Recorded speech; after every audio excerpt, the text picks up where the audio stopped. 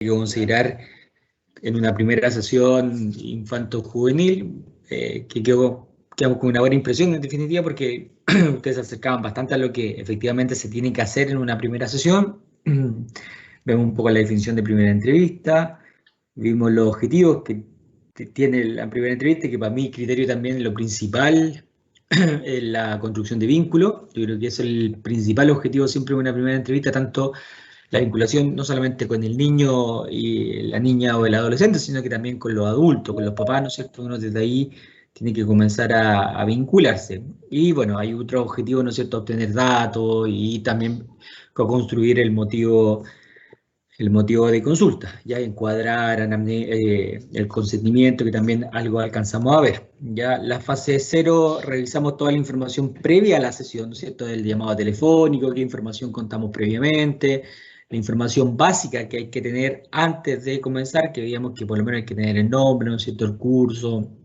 la edad del niño, y una muy breve, quizás descripción de por qué solicitan ayuda, ¿no es cierto?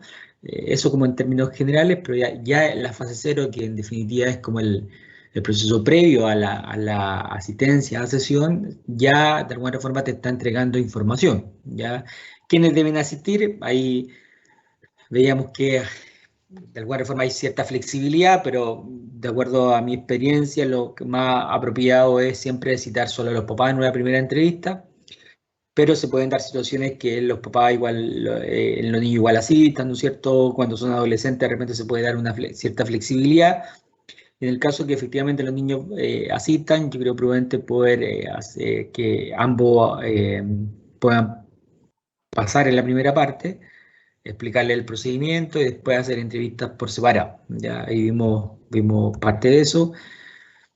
Vimos lo del setting, ¿no es cierto?, del box terapéutico, qué características tiene que tener. Les mostré algunos implementos necesarios, ¿no es cierto? Vimos el artículo de librería necesario, casi como, en definitiva, como un ideal, ¿no es cierto? Entendiendo que probablemente en muchos lugares donde ustedes trabajen o donde realicen su práctica, probablemente van a contar poco, no mucho, no contan todo esto, ¿no es cierto? Pero es como el ideal en términos de lo que se tiene que tener como implemento para trabajo. Vimos algunas tiendas que hoy día trabajan en esta línea, ¿no es cierto?, que son las más conocidas, y sobre todo Mundito DT, que yo creo que es la más conocida a nivel incluso nacional, ¿no es cierto?, de los recursos terapéuticos, y que hoy día además tienen, a propósito de la pandemia, ¿no es cierto?, han digitalizado mucho de los recursos terapéuticos que ellos cuentan, ¿ya?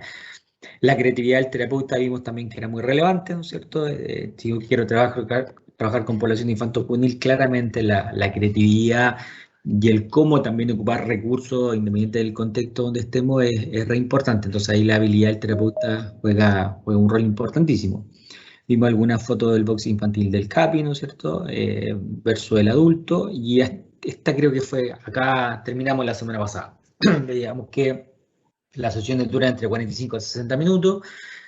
Debemos aprender también a manejar los tiempos, a propósito del manejo de los tiempos de sesión. Esto puede ser más corto en el caso que nos encontremos en un Cefam, igual que el tema de la periodicidad, ¿no es cierto?, de las sesiones.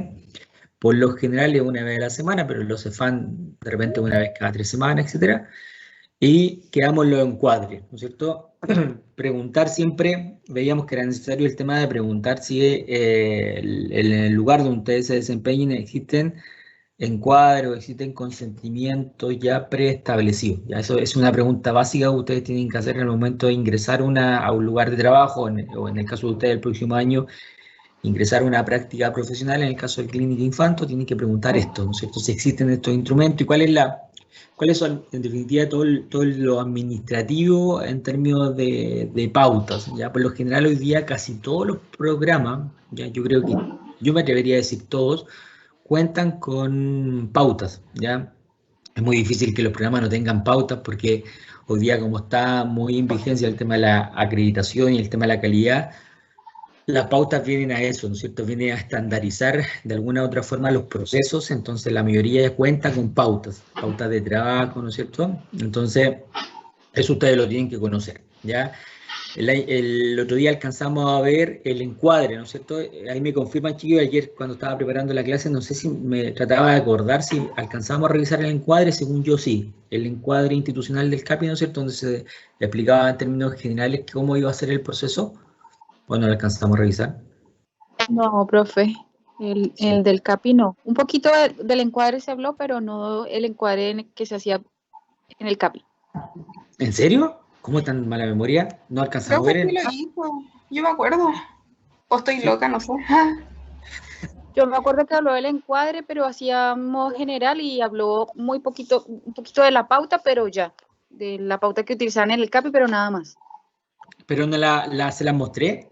Sí, mostró Mi profe. una pauta y compartió pantalla y todo. Ah, Ya. entonces yo no la vi. Sí, sí, es que ya, pero se las voy a volver a mostrar en términos generales. Lo que sí estoy completamente seguro que nos revisamos los consentimientos, ya eso se los tengo que mostrar, pero en el caso de nosotros ahí en el CAPI hay una pauta de encuadre, que es el encuadre inicial es importante independiente de donde ustedes se encuentren trabajando, porque de alguna otra forma da como los lineamientos en relación a lo que atenerse en el caso del proceso previamente tal. Entonces, este sí lo revisamos, y ahora me acuerdo con certeza que lo revisamos, entonces se describe un poco lo que es el CAPI, probablemente en el caso de ustedes, no sé si está una OPD, describe lo que es la OPD, describe lo que es un PPF, describe lo que es un PRM, qué sé yo.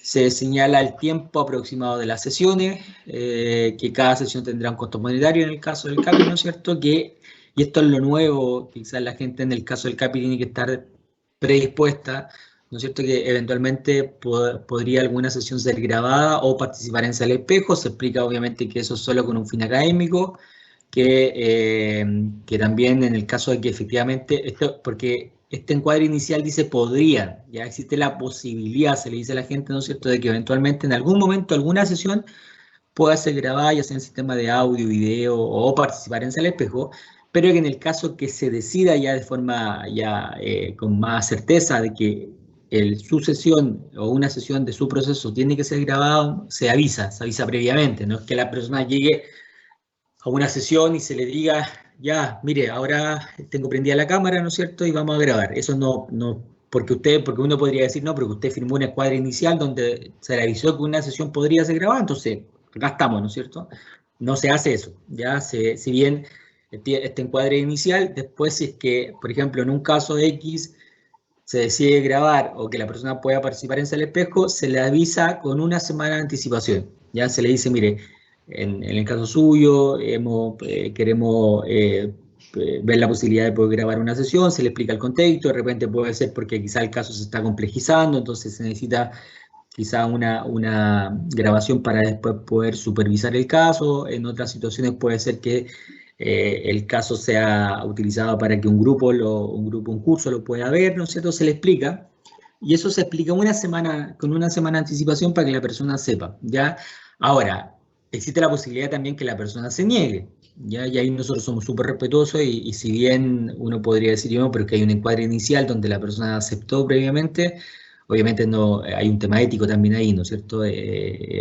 Por lo general la gente accede, ya no hemos tenido mayores dificultades, salvo un par de casos por ahí que la gente se ha negado, pero por lo general la gente accede a participar en esto porque como les comentaba, ya desde el comienzo se le había dicho, ya entonces, y ahí vuelven a firmar otro consentimiento, ¿no es cierto?, de que autorizan la grabación, ya, uno aparte de este que estamos hablando que es más bien general.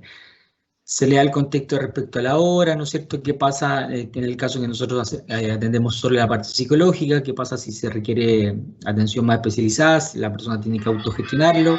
¿Qué pasa en el caso de que la persona falte 2 veces seguida o está constantemente presentando mucho atraso, ¿no es cierto? Se le explica que eventualmente puede quedar con alta administrativa, ¿no es cierto? Entonces todo esto se va viendo después en el camino, pero se le informa previamente. Y por último, obviamente, que toda la información que sea proporcionada por usted en el transcurso del proceso es de tipo confidencial, salvo que se encuentre, estemos en presencia de algún tipo de delito, alguna situación que ponga en riesgo, ¿no es cierto? Ahí, obviamente, en el caso, por ejemplo, de algún delito, nosotros le decimos que se le informará a usted como adulto responsable para que realice la denuncia. Si usted se niega a hacerlo, nosotros como CAPI, nosotros estamos autorizados para enviarla la información a los organismos competentes, ¿ya? Esto como inicialmente, ¿no es cierto? Toda la información que se le entregue, la persona lo firma, ¿no es cierto? Coloca su nombre, su root y lo firma, ¿ya? Que acepta todas estas condiciones, ¿no es cierto?, asociadas al proceso que nosotros le vamos a entregar, ¿ya? Entonces, todo eso obviamente se hace en una primera sesión. Y además, se firman los consentimientos, ya que después, obviamente cuando vaya el niño, pues no siempre, como les comentaba anteriormente, el niño asiste a sesión, pero en el caso que el niño, así, la primera vez que ustedes estén con el niño, se firma este consentimiento, se le explica, ¿no es cierto? No es que yo le lea nomás y sea una cuestión súper como una especie de robot que le está leyendo un encuadre, sino que obviamente esto se le va explicando y se va haciendo de forma lo más lúdica posible para que el niño lo entienda, ¿ya? Entonces, acá está el consentimiento, la carta de consentimiento que se aplica a los niños en la primera sesión, ¿ya? Entonces, dice, después de hablar con mi terapeuta, he entendido para qué voy a venir a terapia, sé que cuando venga a esta consulta voy a jugar, dibujar y hablar, puedo hablar acerca de cualquier cosa, puedo hablar de mi familia, de mí mismo, si quiero, puedo hablar de mis preocupaciones, si no quiero, no tengo que hablar. Algunas veces cuando venga aquí voy a sentirme mucho mejor, pero otras veces no tanto. Cuando juegue podré hacer todo lo que quiera si sigo de la regla. No puedo lastimarme, ni lastimar a mi terapeuta, tampoco puedo romper ningún juguete u otro objeto de la consulta a propósito. Mi terapeuta no le va a contar a mi papá si yo hablo de ellos o de mi familia, a menos que yo quiera. Ellos sabrán solo si me estoy sintiendo mejor. Mi terapeuta podría pensar con mis cuidadores cómo ayudarme. Si mi terapeuta se da cuenta que estoy en peligro, me lo dirá y después buscará a un adulto que pueda protegerme. Si mi terapeuta cree que las cosas que le he contado pueden ayudar a otros niños que se sientan mejor, podrá contárselas, pero jamás sabrán quién las dijo o hizo. Y voy a firmar mi nombre o poner mi huella en este papel para demostrar que estoy... espérenme, chiquillos, me están llamando del jardín, recuerden. Karen. Perdón, es que...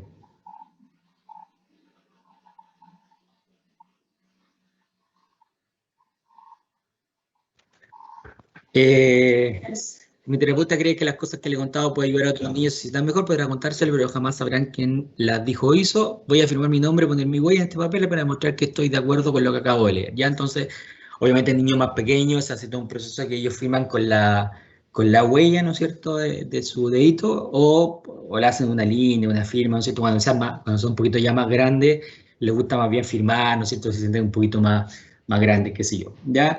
Obviamente esto se explica de la forma más lúdica posible, ¿no es cierto?, este procedimiento, se va haciendo, ¿no es cierto?, que ellos también puedan plantear alguna duda que tengan respecto al consentimiento, etcétera, ¿ya?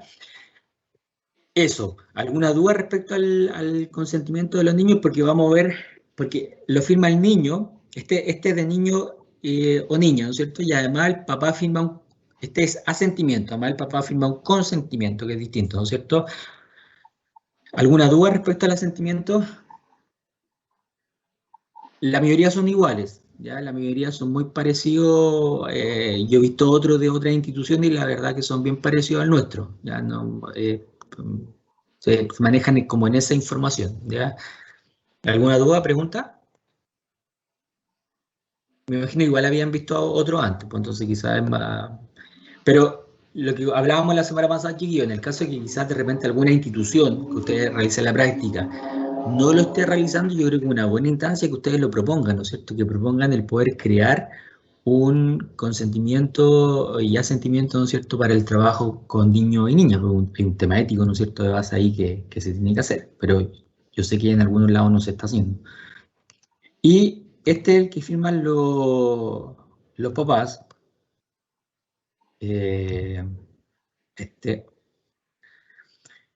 Consentimiento de adulto responsable. Después hablar con el terapeuta ahí va el nombre de su hijo, ¿no es cierto? Entendido para qué va a venir a terapia y sí que también podrían invitarme a venir a ella.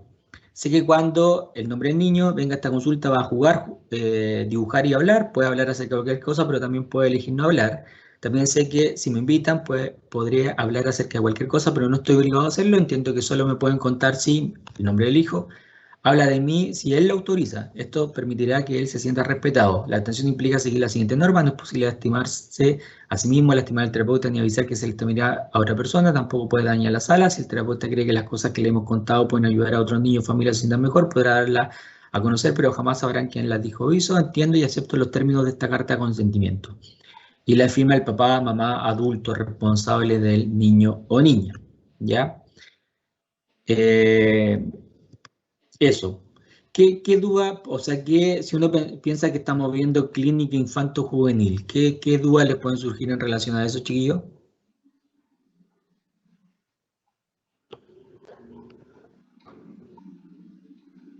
¿Qué podría faltar pensando? ¿Sí? A mí me causa la duda si es que se puede hacer de una manera más didáctica, no como leerle un papel a un niño. Absolutamente, de hecho eso se hace, ¿no es cierto? Se hace de forma lo más didáctica posible. El papel es una guía, porque tiene que quedar el verificador, ¿no es cierto?, de que se entrega y que yo estoy leyendo eso, pero en ningún caso yo creo se lee así como, mira, te voy a leer esto, ¿no es cierto?, sino que más bien le digo, ¿no es cierto?, mira, que hay un papel que explica como que se llama sentimiento, que es importante que yo te voy a dar a conocer algunas cosas que son importantes, ¿no es cierto? Y le vas explicando como punto por punto. Todo esto se hace, recuerden que la entrevista con niños se hace siempre de manera lo más lúdica posible, jugando con ellos, ¿no es cierto? Entonces se hace justamente como tú dices, Camila, ¿no es cierto? De forma no una lectura así, porque claramente no es lo más apropiado para el trabajo con niños, ¿ya? Pero sí se le explica que todo lo que yo hablamos está puesto en el papel, ¿no es cierto? Acá, y que por eso que después hace este simbolismo de que él pone la huellita, o puede firmarlo, ¿no es cierto?, como él quiera. Pero sí. ¿Pero qué otra duda surge, chiquillo, a propósito de eso? Pensando en que esto sirve para todos los niños o niñas, en términos de edades, por ejemplo.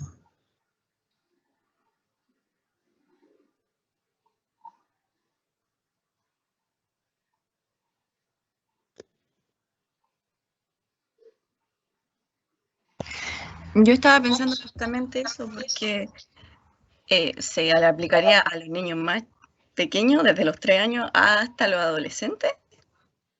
¿Es el mismo?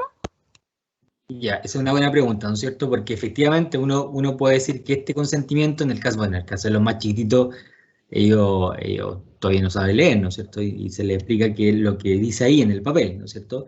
Pero si ustedes se fijan, es un lenguaje bien infantil, ¿ya? No un lenguaje que probablemente si yo se lo aplico a un adolescente, tal cual como está ahí, el adolescente va a sentir que está bien infantilizado, ¿no es cierto?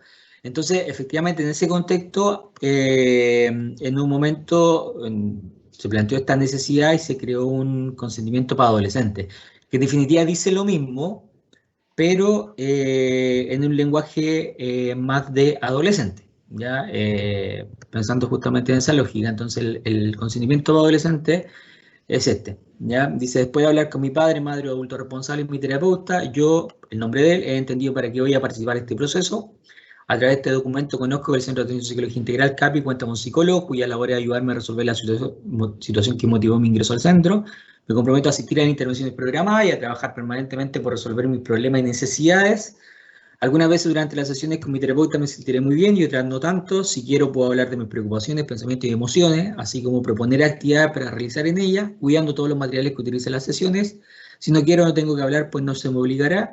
Mi terapeuta se compromete a guardar mi confidencialidad, pudiendo comunicar a mis padres, adultos responsables u otra persona lo que hacemos en sesión, previa conversación de ambos con mi autorización o cuando yo esté en riesgo o algún cercano a mí lo esté. Luego de haber leído esto, estoy conforme con lo expuesto y se firma. Ya se dan cuenta que es un lenguaje mucho más de adolescente, ¿no es cierto? Más con algunos términos que claramente son más abstractos, ¿no es cierto? Que es más fácil comprender para ellos, pero que un niño no lo entendería, ¿no es cierto? Entonces, por eso se hace la diferencia. ¿Ya? Entonces está el consentimiento de niños, niñas, está el consentimiento de adolescentes y está el otro que firma asentimiento de niños, niñas y adolescentes, y el consentimiento que firman los adultos, ¿ya? Eso, dudas respecto a eso, probablemente ustedes ya lo habían visto algunos ejemplos, entonces quizás por eso no hay tanta duda, ¿no es cierto? Profe, yo tengo una duda. Dale. No sé si ya lo mencionó, pero el consentimiento, perdón, el asentimiento se da solo en el caso que los niños o los adolescentes sean llevados a la consulta. O sea, si un adolescente, por ejemplo, va por voluntariamente, o sea, él pide ir, ¿es igual se le presenta un asentimiento o es solo si los papás lo llevan?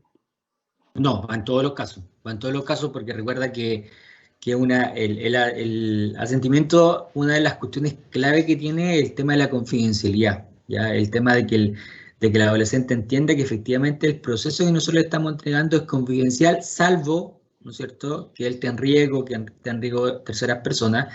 Entonces, esa regla es importantísima que está al comienzo en todos los procesos, y más con trabajo con adolescentes, ¿no es cierto?, donde la posibilidad de que en un momento se presenta alguna sintomatología o un síntoma como más externalizante, alguna conducta como alguna ideación, alguna conducta autolesiva, claramente es importante poder manifestar esa regla de funcionamiento, ¿ya? El tema de la confidencialidad con el tema del adolescente es una cuestión clave, o sea, muy, muy clave, que pensando en el vínculo terapéutico que uno establece con ellos, pues entonces por eso que es tan importante, ¿ya? Es tan importante poder aplicarlo en todos los casos para salvaguardar de alguna otra forma las situaciones que puedan ocurrir en el proceso, ¿ya? Porque la probabilidad, uno siempre, cuando se habla del tema de los casos de baja complejidad, mediana complejidad, alta complejidad, qué sé yo, es complejo porque en definitiva un caso puede ingresar como de mediana complejidad o muy baja complejidad, pero se puede complejizar absolutamente en el transcurso del proceso, ¿ya? Entonces, ahí es donde finalmente van a adquirir importancia todo esto que esté en la regla lo sumamente clara para manejar de mejor forma algunas situaciones que puedan ocurrir, ¿ya? Entonces, esto te permite de alguna forma el encuadre para después abordar de mejor forma lo que pueda pasar durante el proceso, ¿ya? Así que es necesario en todos los procesos. Gracias, profe. Bien, bueno, cualquier duda la van haciendo, chiquillos. Yo voy a avanzar. Voy a volver a la diapo esta. Entonces está el tema del encuadre, el tema de los consentimientos, asentimientos, ¿no es cierto?, que son importantes.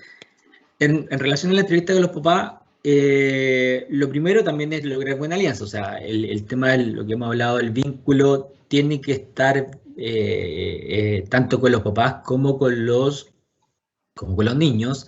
Es vital entregándole información a los papás. Hay una cuestión clave ahí, ¿ya? De alguna forma también para poder hacerlo responsable respecto al proceso y que no pase esto de que conversábamos el otro día, ¿no es cierto?, así como, tome, le traigo a mi hijo, arréglemelo, a qué hora lo vengo a buscar, ¿no es cierto? Entonces, de alguna forma nosotros le estamos diciendo, mire, pero es importante que usted participe de forma activa, yo necesito que usted participe de forma activa en el proceso.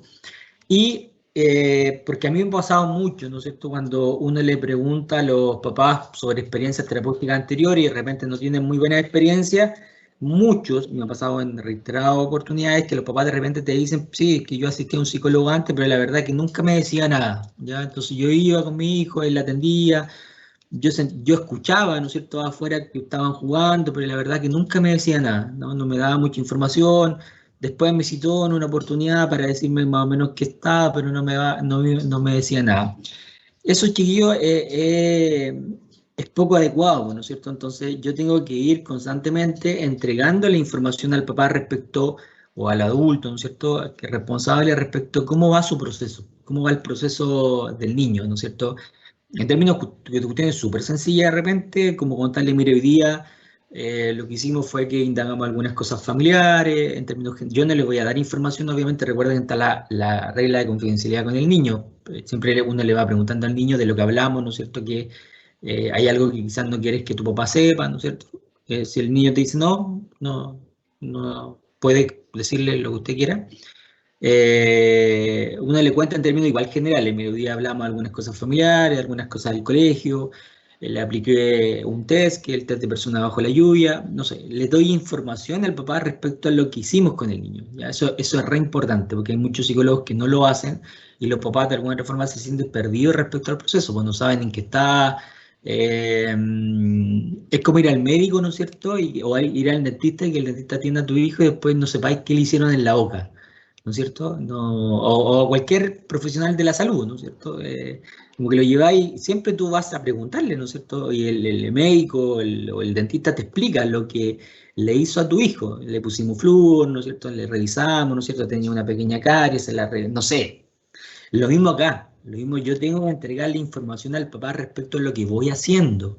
¿Ya? No puede ser que los papás de repente asistan y se conviertan en esta, porque además, insisto, estamos promoviendo esta cultura, ¿no es cierto?, que llevan a mi hijo y después lo esperan afuera, ya, mire, terminamos, chao, listo.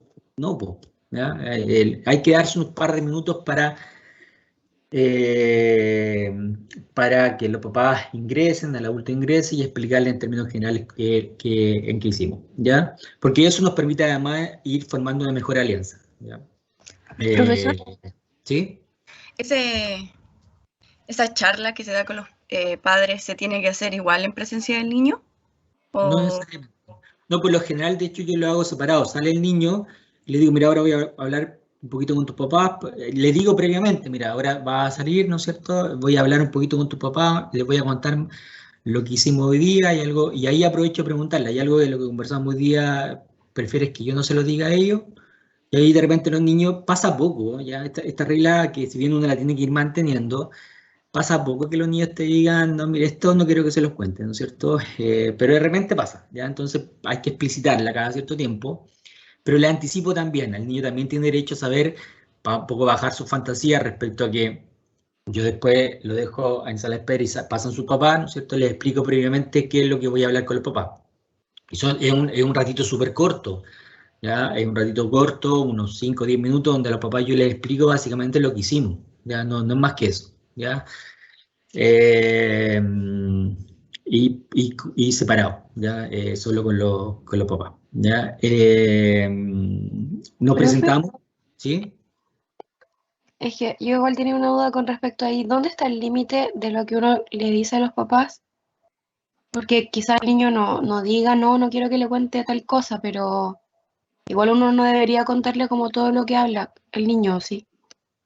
Sí, es que de hecho es tan corto este proceso, uno tiene que entender que lo que ocupa en este momento de la entrevista más bien es cuestiones muy generales, ¿ya? No, porque tampoco te da el tiempo para, aunque quisiera hacerlo, para contarle el detalle lo que tú conversaste con el niño, porque tampoco corresponde en esta fase.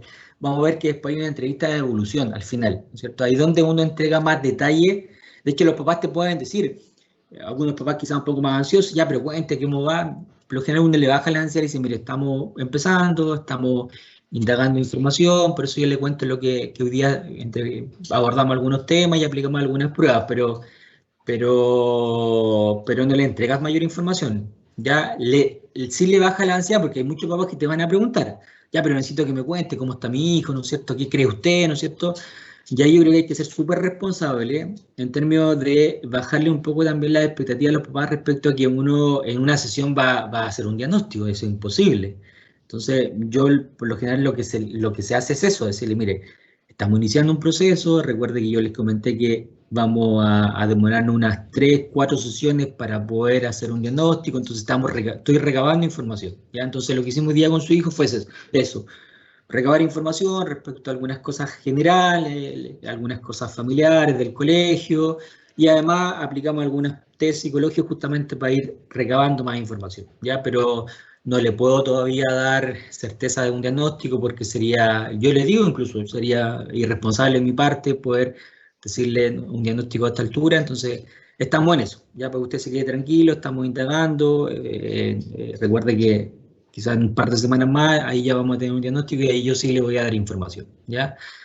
Es eso, no es más que eso, ya no se le entrega el detalle, claramente no de lo que tú conversaste con el niño o niña, no, es solo para que los papás vayan entendiendo, ya vayan entendiendo en qué está el proceso, entiendan, porque hay muchos papás que piensan eso, pues, piensan que basta con una sesión para que tú ya logres, ¿no es cierto?, hacer un diagnóstico o tener como la información clarita respecto a lo que le pasa a su hijo. Entonces, es para que los papás estén bien informados, ¿ya? Se presentan el terapeuta y ellos, ¿no es cierto?, en una primera sesión. Cuando asiste el niño, lo que hablábamos hace un rato, ¿no es cierto?, yo les pido que pasen todo al comienzo, nos presentamos en ese proceso, después dividimos la sesión, se aplica el encuadre de los consentimientos, y también obviamente se les pregunta a los papás por qué piden ayuda, ¿no es cierto?, cómo ellos definen el motivo de consulta, la historia asociada al motivo de consulta, desde cuándo, en qué momento se da, cuáles son los eventos gatilladores, ¿no es cierto?, un poco lo contextual asociado a la situación que gatilla el problema, ¿no es cierto?, en qué contexto se da, si se dan distintos contextos, solo en el colegio, solo en la casa, no sé, se indaga respecto al problema que ellos definen, ¿no es cierto?, en el contexto que están pidiendo ayuda. ¿Qué soluciones han intentado? Esto es vital, esto es re importante, las soluciones intentadas, tanto en términos formales como informales, ¿no es cierto? ¿Qué soluciones han intentado ellos de repente como papás para poder manejar la situación de su hijo, o soluciones formales intentadas previamente? Como no, mira, el año pasado fuimos al psicólogo, pero alcanzó a ir 2 sesiones, y ahí uno también, recuerden que en esta fase uno tiene que ser, lo vimos la semana pasada, ser lo más ignorante posible, ¿no? Entonces, partir de que tú no sabes nada. Entonces, si el papá te dice, el año pasado fuimos a un proceso psicológico, ¿no es cierto?, él estuvo asistiendo, ¿nos quedamos con eso o preguntamos más respecto a eso? Pregunta más. Absolutamente, ¿no es cierto? Necesitamos saber dónde fue, con quién, ojalá cuánto dura su proceso, si el motivo de consulta por el cual lo llevaron en ese momento es el mismo del de ahora, qué alcanzaron a hacer, por qué dejaron de asistir, no sé, toda esa información, la mayor información posible respecto a las situaciones que la persona te vaya contando. Entonces, obviamente es re importante que te digan si fue en base al mismo proceso, dejamos de asistir, no sé, porque la verdad que no nos gustó el psicólogo, sentimos, ya, ¿y qué pasó en esa oportunidad que quizás no le gustó? Indagar, ¿no es cierto? Un poco también para entender el contexto, qué sé yo, ¿ya? Así que toda la información que te ves entregando, ser lo más concreto posible respecto a lo que te van diciendo, ¿ya? Es que él se está portando mal en el colegio. Ya, pero cuéntame un poquito más, ¿no es cierto? ¿A qué se refiere con que él se porta mal en el colegio? No, que él de repente me llama del colegio, que se ha portado mal, tiene anotaciones, qué sé yo, ya, pero ¿hay algo que del colegio que le han dicho a usted respecto a qué es portarse mal en el colegio? No, es que él se para mucho, conversa mucho, ha peleado con los compañeros, ya, ahí está llegando ya más a cuestiones mucho más concretas, ¿no es cierto? Si tú te quedas ahí con la primera pregunta respecto a que no, que se porta mal en el colegio y no indagas más respecto a llegar a lo concreto, que qué es lo que significa portarse mal en el colegio, te vas a equivocar, ¿no es cierto? Porque va después a interpretar en base a tu experiencia qué es lo que significa portarse mal. Entonces hay que llegar a lo más concreto, ya que ahí la mamá ya te está diciendo, no, portarse mal en el colegio significa que él se para mucho, ha peleado con sus compañeros, tiene varias anotaciones negativas, y después la coordinación que tú hagas en el colegio es re importante, ¿no es cierto? Porque te va a permitir también indagar más información respecto a eso, ¿ya? ¿Por qué piden ayuda ahora? ¿No es cierto? Porque ahora, ¿qué evento gatilló, ¿no es cierto?, que pidieran ayuda? Si efectivamente una motivación de los padres, una bien solicitud del colegio. No sé, eso también es importante en términos del motivo de consulta, porque ahora, ¿ya? ¿Sí? En el tema de soluciones intentadas, nunca le ha llegado así como alguna solución extrema de los papás, así como algún golpe, o no sé, muchos lo llevan a otros tipos de medicina alternativa. ¿Qué se hace en esos casos? Mira, no sé si me ha llegado así como que es difícil, además por un tema de deshabilidad social, que en una primera sesión te digan las soluciones que yo he intentado, la verdad que le he pegado, ¿cierto? Le he pegado. Es difícil porque hoy día, como está mucho más visibilizado el tema del maltrato infantil y todo el cuento, es difícil que te lo digan, ¿ya? Probablemente eso quizás va a salir ya cuando tú tienes un vínculo más construido con los papás, que ellos tengan más libertad de poder decir, mira, sí, efectivamente, yo me he equivocado y en alguna oportunidad sí he agredido a mi hijo. Y ahí no hay un tema ético como abordar eso. Yo soy súper flexible respecto a entender que hay muchas. Recuerden que el 80% de los niños en Chile viven algún tipo de maltrato, ¿ya? Entonces, quizás si tú te vas en la lógica de entender que, o entiendes de forma muy estricta lo que se señala quizás la ley, en términos de decir, maltrato, denuncia de inmediato, sería inadecuado, ¿no es cierto? Entonces ahí yo creo que hay un tema ético también, de que los papás validar, ¿no es cierto?, la libertad y la honestidad que han tenido respecto a señalar que efectivamente dentro de las soluciones intentadas ha sido en un momento el tema de algunos maltratos. Ahora, obviamente eso hay que evaluar el tipo de maltrato, ¿no es cierto? Si estamos frente a un maltrato grave, probablemente el abordaje va a ser distinto que si estamos frente a maltrato en la categoría de leve, ¿ya? Entonces, todo esto se va viéndose y por eso es importante que entendamos que todos los casos son particulares y no hay una receta mágica para todos los casos, ¿ya? Entonces, si hay dudas si de repente usted se queda con esa sensación de que lo que te señala la mamá respecto a alguna situación puede ser constitutiva de algo más grave, es importante que tú de inmediato lo supervises, ¿ya? Porque recuerden además, esta cuestión es súper importante, chiquillos, en el proceso de usted en práctica profesional. De repente ustedes en un lugar X van a tener 7 casos, por ejemplo. 7 casos de atención clínica, ¿ya? Entonces, después cuando ustedes lleguen a la supervisión del día viernes, es imposible, por un tema de tiempo, que supervisen los 7 casos, ¿no es cierto? No alcanzarían. Serían, imagínense, supervisar 7 casos en 1 hora, estamos hablando de menos de, no sé, ahí en las matemáticas, pero muy pocos minutos por cada caso, ¿ya? Y para hacer un análisis de caso acabado se tiene que hacer, ¿no es cierto?, toda una indagación, que la persona cuente bien los detalles del caso, qué sé yo. Entonces uno alcanza a supervisar, yo creo que con suerte, 2 casos por supervisión. Entonces, ¿quién define? Yo siempre va a depender del estilo del profesor, pero yo creo, y por lo que he conversado con otros colegas, la mayoría lo hacemos de esa forma, es que, y también un poco para ir reforzando algunas habilidades de los estudiantes, ¿ya?, es que ellos también sean capaces de evaluar riesgo, ¿ya?, de evaluar la urgencia o no de un caso. Entonces yo por lo general les digo a los chiquillos, ya usted defina, ¿no es cierto? Usted defina qué caso quiere supervisar, ¿ya? El estudiante tiene que tener la capacidad de identificar entonces de los 7 casos que tiene, cuál requiere más urgencia para llevarlo a supervisión. Obviamente, si yo tengo un caso que en la primera entrevista la mamá me dijo que dentro de las soluciones intentadas estaba el tema de que había ejercido algún maltrato, ese caso probablemente es uno de los primeros que voy a llevar a supervisión, po. Pero eso ya depende del estudiante, ya de la persona que está teniendo el caso, porque el otro, que es la persona que puede ser el supervisor en terreno, el supervisor docente, si tú no le comunicas la información, no tiene cómo saberla, po, ¿ya? Entonces, de repente, cuando nos pasaba en su momento en el CAPI, a veces en reunión técnica, yo también, lo mismo.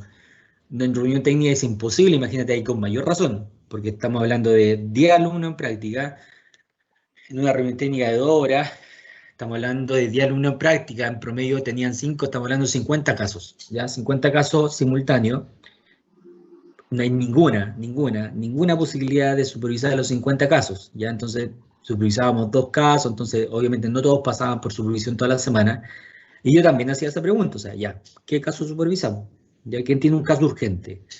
Entonces, cuando yo hacía esa pregunta, de repente había un silencio y nadie quería supervisar, yo decía, esto es imposible, ¿ya? No puede ser esto. No puede ser que ninguno de los 50 casos no tengamos caso para supervisar, ¿ya? Entonces ahí obviamente estos fenómenos se dan más al comienzo, cuando los chiquillos quizás están un poco más inseguros, que quizás hay un cierto temor a supervisar porque se van a sentir un poco evaluados, se van a sentir cuestionados, se van a sentir a lo mejor que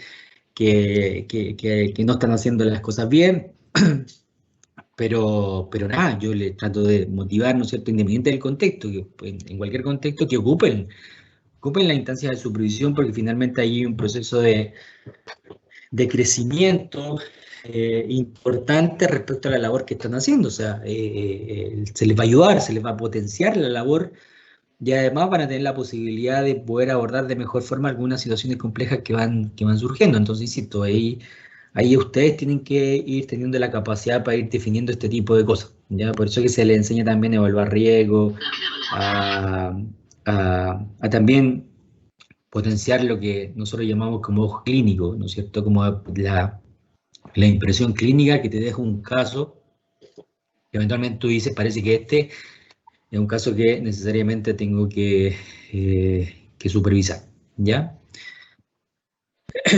Se hace la anamnesis, que la anamnesis, recuerden que es una entrevista respecto a construir la historia del niño, ya desde el embarazo en adelante. Entonces, la mayoría de los lugares también cuentan con formatos para poder hacer anamnesis que finalmente son una especie de guía nomás, chiquillos. Ya eso también hay que tenerlo claro. No es que en general las pautas son guías, ¿ya? Tampoco hay que verlo así como, oh, esta es una pauta, tengo que preguntar necesariamente todo lo que está aquí, si no lo pregunto está mal. No, ¿ya? Tú le puedes ir dando relevancia a unas cosas o no, ¿no es cierto? Va a depender también del motivo de consulta. Puedes agregar muchas otras preguntas también que eventualmente en la pauta no están, ¿ya? Entonces eso va a depender también de cómo tú guíes una primera entrevista, está muy relacionada también al motivo de consulta, ¿ya? Pero una pauta en términos de guía te sirve también para ir, sobre todo al comienzo, ¿no es cierto? Uno quizás está más ansioso, está más con cierta inseguridad respecto, ¿no es cierto?, a qué preguntar, qué no preguntar. Obviamente las guías te permiten eso, ¿ya? Si no hay guía, de nuevo, o se construye una, o por último yo establezco un cuadernito, ¿no es cierto?, este tema de las preparaciones de las sesiones es re importante porque tiene que ver con eso. O sea, yo no puedo entrar a una sesión sin prepararme. Eso también es un tema ético y de responsabilidad de cada uno de ustedes. Si ustedes tienen una primera sesión con los papás, tienen que preparar esa primera sesión, ¿ya? Y para eso, ¿no es cierto?, tendré que, si no hay una pauta, tendré que, ¿no es cierto?, estar con mi cuadernito y hacerme una guía de cuáles son los puntos que tengo que abordar, que después, cuando ustedes tengan más experiencia, no necesitan la pauta, porque es casi una cuestión automática, ¿no es cierto? Ya tienen la experiencia, pero al principio no es tan automático. Entonces tienen que crearse esa pauta y tienen que ir estableciendo los ejes necesarios para ir abordando, ¿ya? Les voy a mostrar la pauta que tenemos en el CAPI también para la anamnesis, para que también la conozcan.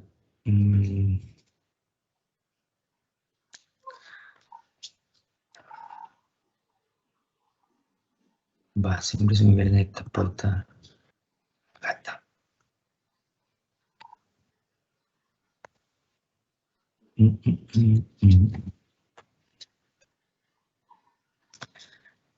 Acá está. Entonces se preguntan antecedentes relevantes del niño, niña, adolescente, ¿no? Nombre, RUF, fecha de nacimiento, domicilio, colegio, curso, adulto responsable, una breve descripción del motivo de consulta, antecedentes familiares, de la identificación del grupo familiar.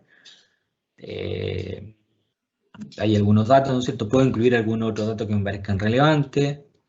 Patologías del embarazo, si dio lactancia o no, cuánto tiempo, algunas complicaciones perinatales, algunas complicaciones postnatales, edad de inicio de la marcha, edad de inicio del habla, edad de inicio del control de esfínter, enfermedades relevantes, accidentes, hospitalizaciones, tratamientos anteriores, tratamientos actuales, presencia de enfermedades congénitas, presencia de enfermedades relevantes en la madre, presencia de enfermedades relevantes en el padre, antecedente escolar, ingreso a la edad escolar, quizás preescolar o escolar, si ha tenido repitencia, cambios de establecimiento educacional, el número, los motivos asociados al cambio, cuál es el promedio de nota y más o menos la apreciación que tiene el papá o la mamá respecto a su rendimiento. También aquí se pueden agregar, obviamente, preguntas respecto al tema conductual también en el colegio, organización del tiempo libre, estructuración del sistema normativo que ocupan los papás, ¿no es cierto?, etcétera. ¿Ya? Es una guía para una primera entrevista de anamnesis, pero que, como les digo, se puede agregar más preguntas. Yo creo que siempre uno agrega más preguntas más que saca preguntas, ¿no es cierto? Porque es importante, obviamente, construir la historia del niño. Ese es como el objetivo siempre de una primera entrevista, es construir la historia, ¿no es cierto?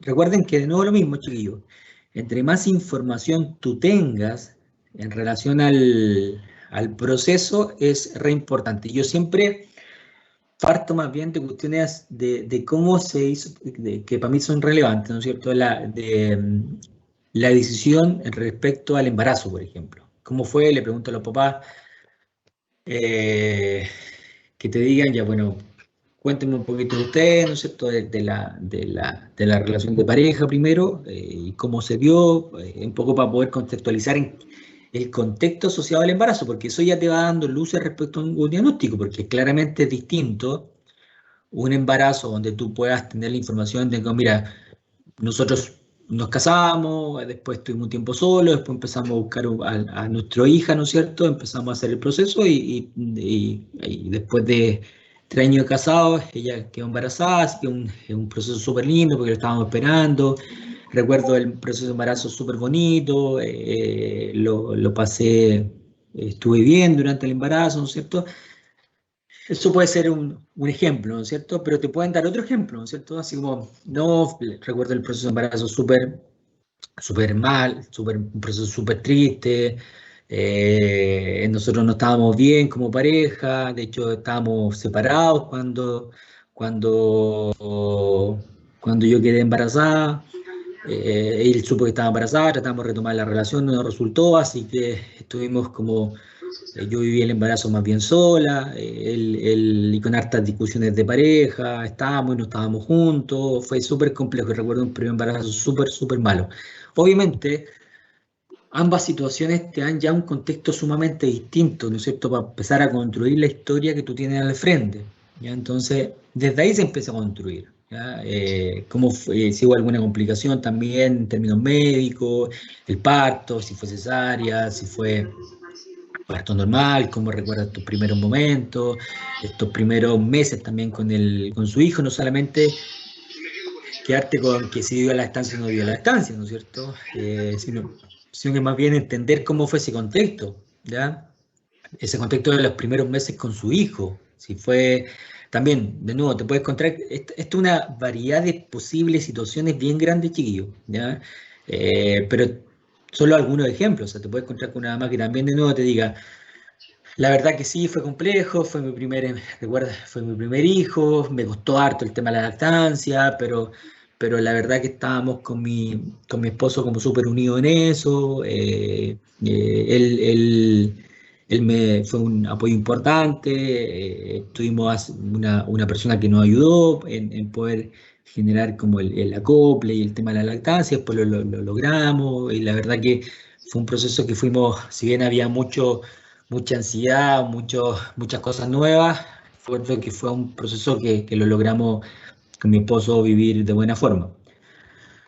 Versus, ¿no es cierto?, otra mamá de nuevo que te puede decir, pues súper complejo, no, me gustó mucho el tema de la lactancia, el papá no estaba ahí, estábamos súper mal, no estaba presente, entonces yo estaba súper preocupada, estaba mal, no me sentía bien, de hecho no pude darle lactancia, ¿no es cierto?, le empecé a dar relleno, y nunca pude potenciar el tema de la lactancia, ¿ya? Y así vamos generando contextos distintos, ¿ya? Entonces, es importante poder construir la historia del niño con la mayor cantidad de información posible que podamos tener, ¿ya? Entonces, de nuevo lo mismo que hemos hablado durante el proceso, o sea, siempre actuando una mirada lo más como ignorante posible, o sea, desde la lógica que tú no sabes nada de la situación que tú estás intentando comprender, ¿ya? Carolina había levantado la mano, pero después la bajó. No sé si tiene alguna duda, Carolina. No, profesor, esto se hace la entrevista inicial, ¿cierto? ¿Cómo, perdón? Todo esto se hace en la entrevista 1, ¿cierto? En la Sí. inicial. Ah, ya, eso era. Gracias. Eso también es una buena pregunta, Carolina, porque muchas veces en una primera entrevista que hay corto, y por eso es tan importante también citar solo a los papás, porque imagínate toda esta cantidad de información que tú estás intentando recabar. Por un lado, va a aparecer información que claramente el niño no tiene por qué escuchar, ¿no es cierto? Porque información ya además, ojalá la mamá o el papá, lo ideal es que vayan los dos, no siempre, por lo general no pasa eso, va solo la mamá, pero que la mamá también se sienta cómoda de poder generar una entrevista donde se pueda sentir libre para contar respecto a esto, ¿no es cierto? Que obviamente está el niño al lado, como lo pasa en algunos procesos, obviamente la mamá no va a sentir la libertad de poder contar todo.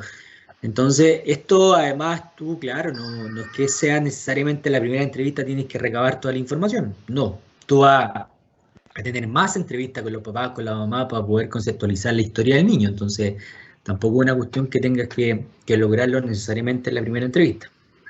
Por eso que los procesos diagnósticos no es que en una primera entrevista tú tienes toda la información, no, duran 3, 4, hasta 5 o más sesiones incluso, ¿no es cierto?, porque de repente se va complejizando la información, pues no es tan fácil, en algunos casos uno va construyendo la información y es mucho más rápido, ¿no es cierto?, ir haciendo como la estructura y como la historia y va más rapidita la entrevista.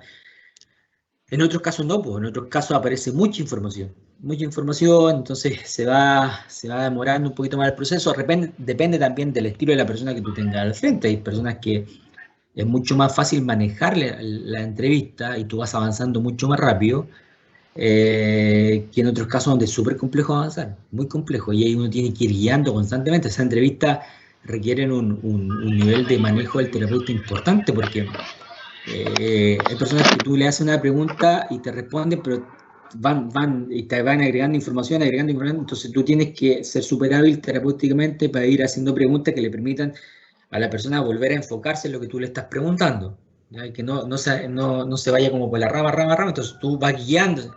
Por eso es tan importante la posibilidad o el entrenamiento que tiene la persona que está realizando la entrevista, ¿ya? Porque eso finalmente es lo que guía una buena entrevista, las buenas preguntas que tú puedas hacer, ¿ya?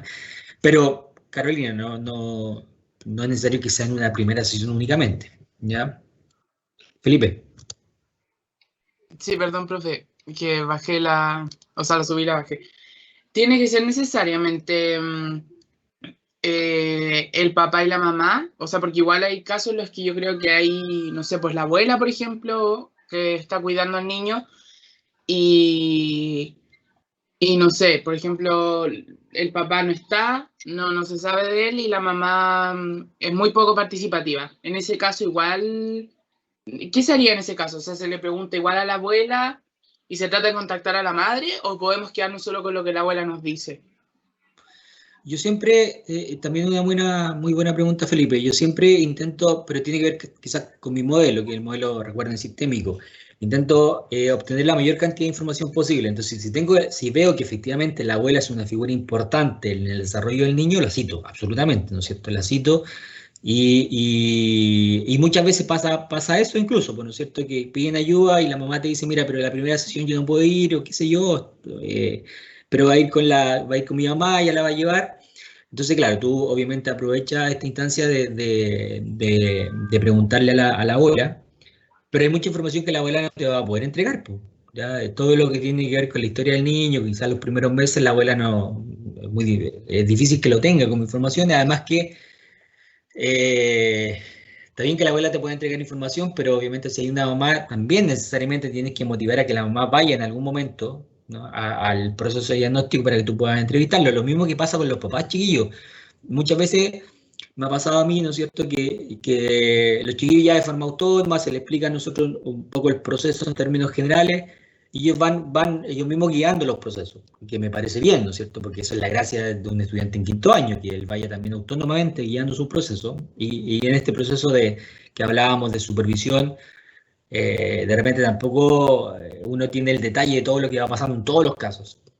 Entonces de repente a veces uno se encuentra ya con el informe de diagnóstico, revisa la metodología y aparece ya entrevista con el niño, aplicación de test psicológico, coordinación con el colegio, entrevista con la mamá, entrevista con la abuela, se acabó.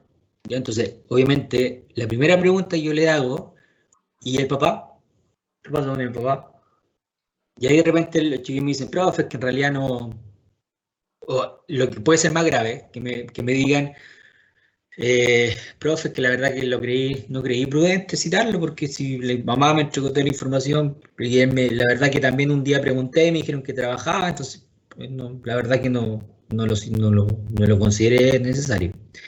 Eso no puede pasar tampoco, chiquillos, ¿no es cierto? Porque lo que te pueda, y también tenemos que, a propósito del trabajo a través de enfoque de género, tenemos que hacer responsable también a los papás respecto a los procesos, por una parte, y obviamente si tú tienes la información del papá, también es otra información de fuente rica de información que te pueda promover, ¿no es cierto?, más información para poder hacer un buen diagnóstico.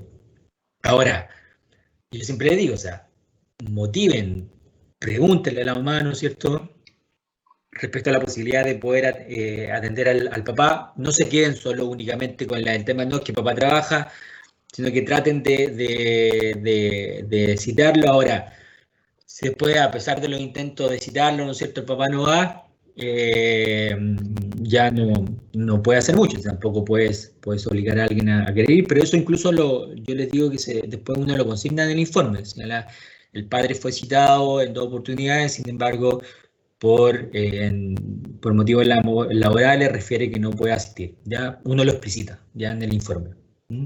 Leticia, después Carolina. Profe, ¿y qué sucede?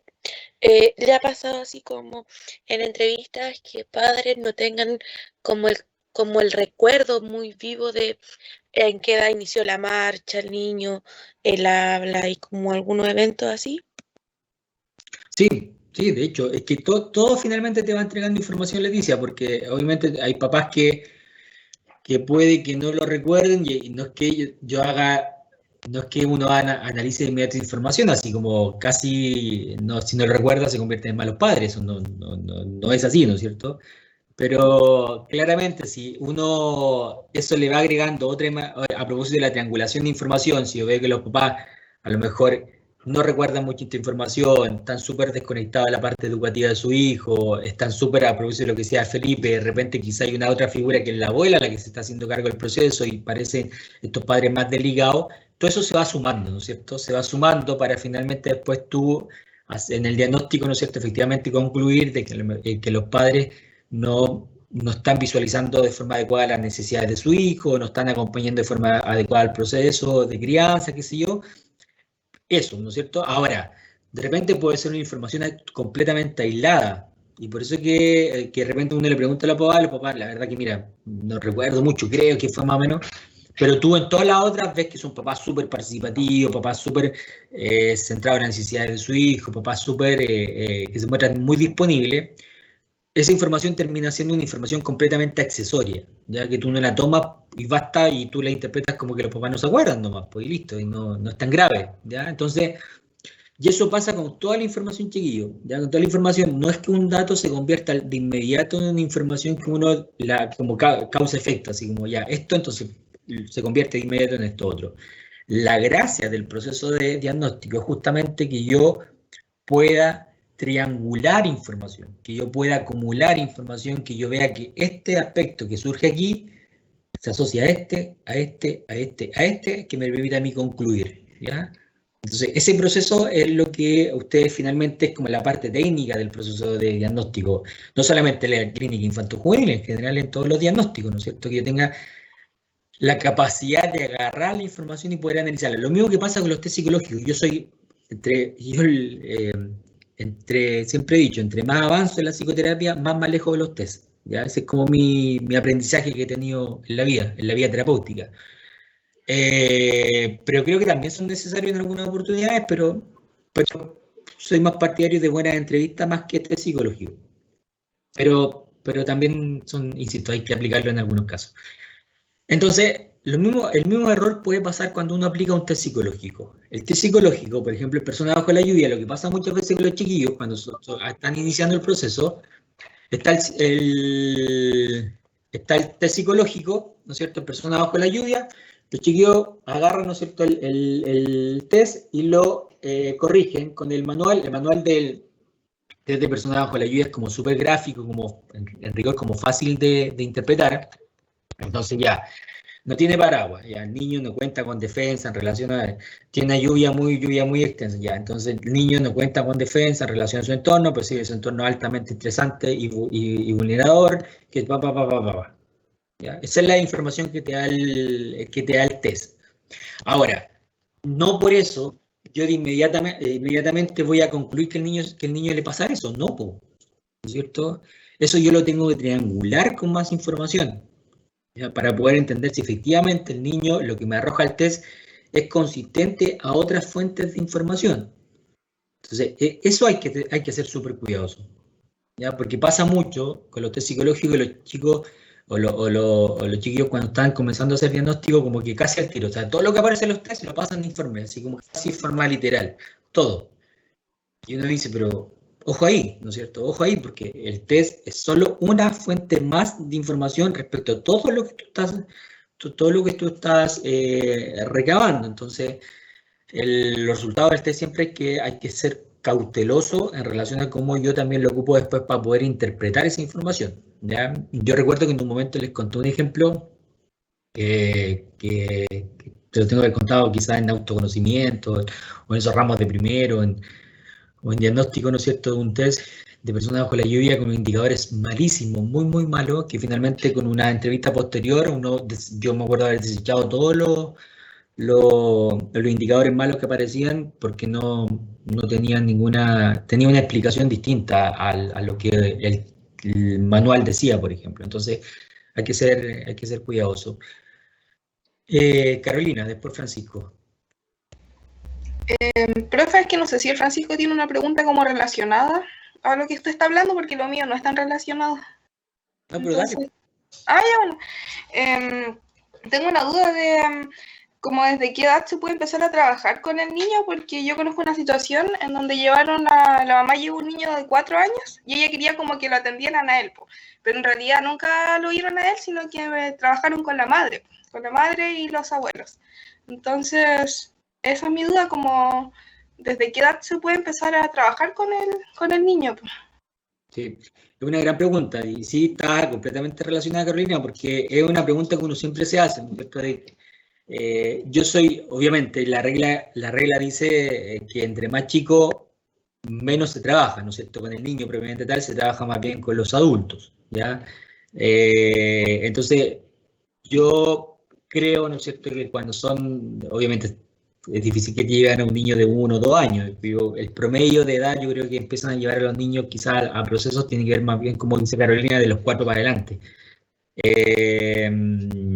Entonces, de los 4 para adelante, uno termina trabajando poco con el niño, efectivamente, trabaja más con los adultos. Yo soy partidario de sí hacer un par de sesiones con los niños, también para conocer algunas cosas de él, hacer una evaluación, pero es muy probable que tú te encuentres con que lo que le pasa al niño tenga que ver más bien, por un tema lógico, ¿no es cierto?, a variables que más de los adultos a cargo. Entonces, uno termina trabajando muy poco con los niños y trabajando mucho más con los adultos, ¿ya? Entonces, pero esa decisión va a depender del caso a caso de nuevo, ¿ya? No hay una receta tampoco, ¿no es cierto? Así como niño de 4 años, solo con papá, solo o solo, va a depender del motivo de consulta, va a depender de las características del niño, va a depender de muchas variables, y ahí es donde uno va estableciendo también un plan de intervención en relación a cada situación, ¿ya? Entonces puede ser que entonces tú acuerdes, mira,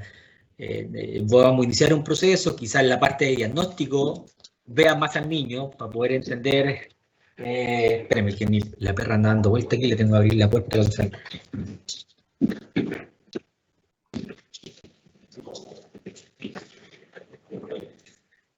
Quizás la parte de diagnóstico incorpora más al niño para poder entender cómo él conceptualiza algunas situaciones o hacer un diagnóstico desde la mirada del niño, desde la situación del niño.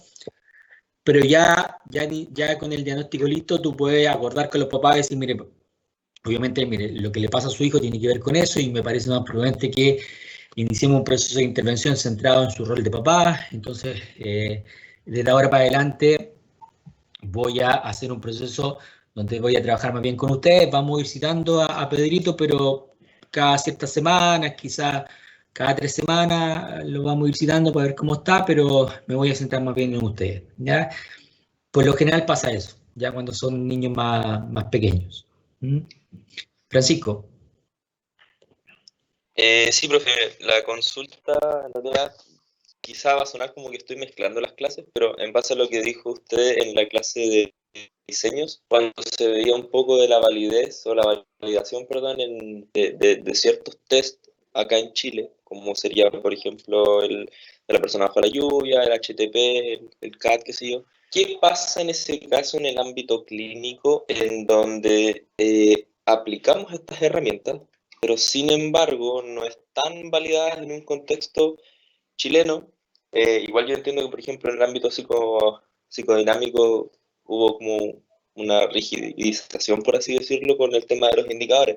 Si bien en la narrativa expresiva se es un poco más libre, ¿qué ocurre ahí en ese caso? ¿Que no se ocupan implementos que estén validados o que estén matados, por así decirlo, a una realidad más chilena, un corte chileno? ¿Qué tanto puede influir en eso en la hora que nosotros recabemos información y elaboremos un diagnóstico? Sí, mira, en la parte clínica es distinto en términos o sea, no te van a preguntar cómo es la parte jurídica respecto a la validez, ¿no es cierto? Así como que tú entregas un informe al colegio y el colegio te cuestione la validez de los instrumentos, no va a pasar eso, ¿no es cierto?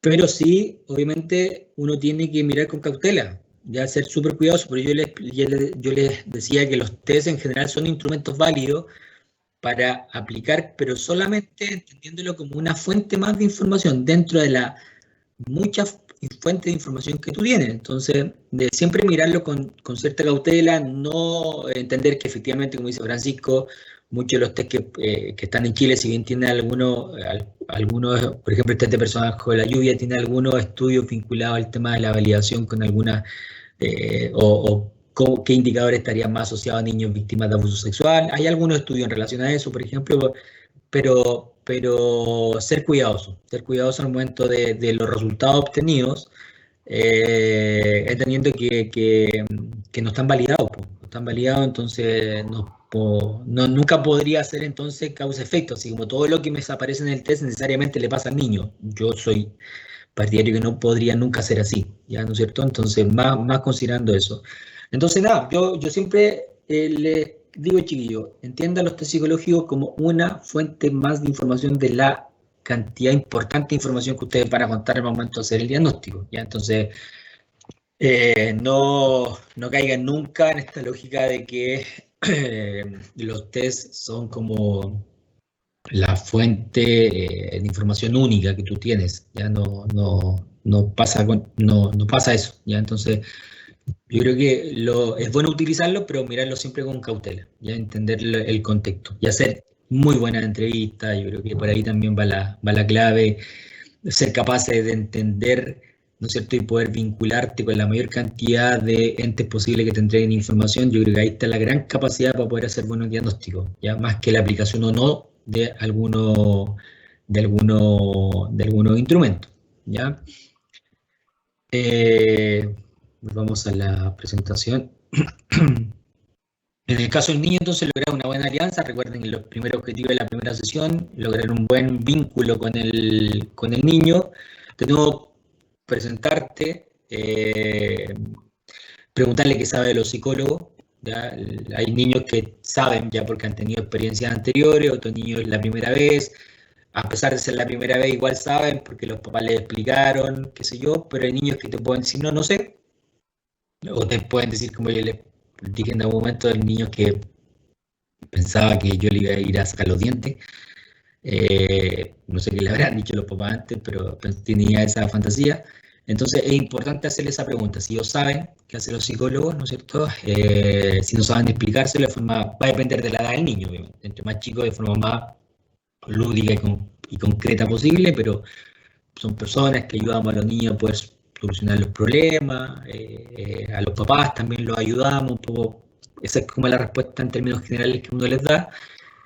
Si saben por qué están ahí, ¿no es cierto? Si no saben explicarle en términos generales quizás lo que los papás me dijeron, mira, parece que tus papás te trajeron porque hay algunos problemas en el colegio, ¿qué sabes tú de eso? ¿No es cierto? Así en términos así, como súper preguntas bien abiertas, como para motivar lo que el niño eventualmente sabe. ¿Ya? Por lo general los niños también saben, ya esa es como la experiencia que me ha tocado, o sea, los niños sí te dicen, mira, sí, la verdad que vengo porque me estoy portando mal en el colegio, ¿ya? Y de nuevo hay que empezar a indagar información respecto a eso, se aplica el asentimiento, hay una conversación lo más abierta posible en esta primera sesión, y se hace a través del juego, ya una primera sesión con los niños bien abierta, ya con temas muy generales. Yo por lo general abordo, les pregunto, pues, después de presentarme, después del asentimiento, les pregunto, cuéntame con quién vive, en qué colegio va, cómo le va en el colegio, que me cuente un poco de sus amigos, que me cuente un poquito de las actividades que él realiza, y se acabó, se te fue la sesión.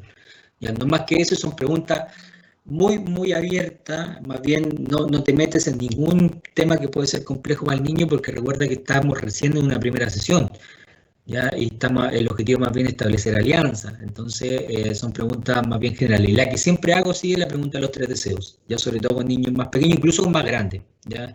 Que ahí uno la va acomodando de forma lúdica, depende de la edad del niño, entre más chico más lúdica, ¿no es cierto? Entonces, si es más chico, yo le digo, mira, un día vas caminando y de repente te encuentras con un personaje así grande que te va a cumplir todos tus deseos. Y ahí él tiene una varita, ¿no es cierto?, que te dice, ya, Pedrito, tú tienes derecho a pedir 3 deseos. ¿Qué deseos te gustaría pedir? Existen 2 posibilidades, hay que los niños te respondan de inmediato lo que uno pretende, que te digan cosas más bien en el ámbito quizás no tan materiales, o que se centren mucho en lo material primero y te digan, ya tío, quiero un PlayStation, el segundo deseo es un auto y el tercer deseo es una pelota, ¿ya? Ya, eso, todo te va entregando información, ya todo te va diciendo algo, que después uno la tiene que llevar a todo el análisis de toda la información que tiene. ¿Ya? Alguien así diría, el niño entonces es un niño materialista, los papás, entonces no, ojo ahí, ¿no es cierto? Yo siempre digo, pero tranquilo, ¿no es cierto? No es que esa respuesta de inmediato te lleve a una conclusión, no es así, ¿ya? Tienes que ser súper cuidadoso y súper responsable, por eso que el proceso de diagnóstico es un proceso de responsabilidad, ¿ya? Y los papás pasa eso, o sea, que te van a decir en la primera sesión, ya cuénteme, y si tú crees, ¿no es cierto?, que casi eres como un superhéroe, que en la primera sesión tienes todo el mapa listo y respecto a saber lo que le pasa, va a caer en ese error, ¿no es cierto? Mire, yo creo que a su hijo esto, su hijo, yo le hice la pregunta de los 3 deseos, su hijo respondió solo cosas materialistas, entonces yo creo que usted como padre está motivando eso, quizás está el problema, quizás no le está entregando el afecto necesario, lo está entregando a través de cosas materiales, solo por la respuesta a los 3 deseos sería un error grave, ¿no es cierto? Porque puede que después el análisis nos llegue a eso, puede ser, pero puede que no. Puede que finalmente esa respuesta ya la desechemos como una posibilidad y termine no siendo importante para el análisis de toda la información. No sé si se entiende lo que quiero decir, pero me interesa que sean súper responsables en relación a eso. Cuando pasa eso, que los niños se centran mucho en aspectos más bien materiales, obviamente la pregunta que viene es decirle, ya, pero ahora necesito que le pidas algo pensando en tu familia. ¿Qué te gustaría? ¿No es cierto? Y ahí aparecen preguntas ya respuestas más de ellos. No sé, me gustaría que mi papá pase más tiempo conmigo. Me gustaría que el papá y mi mamá se lleven mejor. Me gustaría que mi hermano no peleara tanto conmigo, ¿ya? Y ahí de inmediato sí uno lo que va haciendo en estos procesos es empezar a establecer hipótesis de trabajo, ¿ya? Como posibilidades. Y eso sí hay que hacerlo, ¿ya? No hacer lo que hablábamos al comienzo de sacar conclusiones inmediatas, sino que ir escuchando lo que eventualmente te va diciendo el niño y además la entrevista que yo voy teniendo con los papás y de inmediato establecer hipótesis, que al comienzo pueden ser varias, ¿no es cierto? Y de hecho tienen que ser varias, que a medida que avanza el proceso uno las va desechando, las va confirmando, ¿ya? Entonces, obviamente si el niño te responde esas 3 preguntas a los 3 deseos, uno podría, obviamente, con más información también disponible probablemente, ya empezar a ver 3 posibilidades de hipótesis, ¿no es cierto? Que podría ser, ¿no es cierto?, en el caso de la primera, a lo mejor que el niño sienta que los papás no es tan disponible como él quisiera, ¿no es cierto? Y papás quizás están muy centrados en la parte laboral, están muy centrados entonces, o con un papá que está poco disponible. La segunda hipótesis es que, de acuerdo a la segunda respuesta que dio, que los papás se llevaban mal, ahí obviamente uno dice, bueno, aquí hay que indagar un poquito más respecto efectivamente a la relación y el estilo relacional que establecen los papás, ¿no es cierto? A ver si hay muchas discusiones frente al niño, o hay situaciones ya de violencia, etcétera.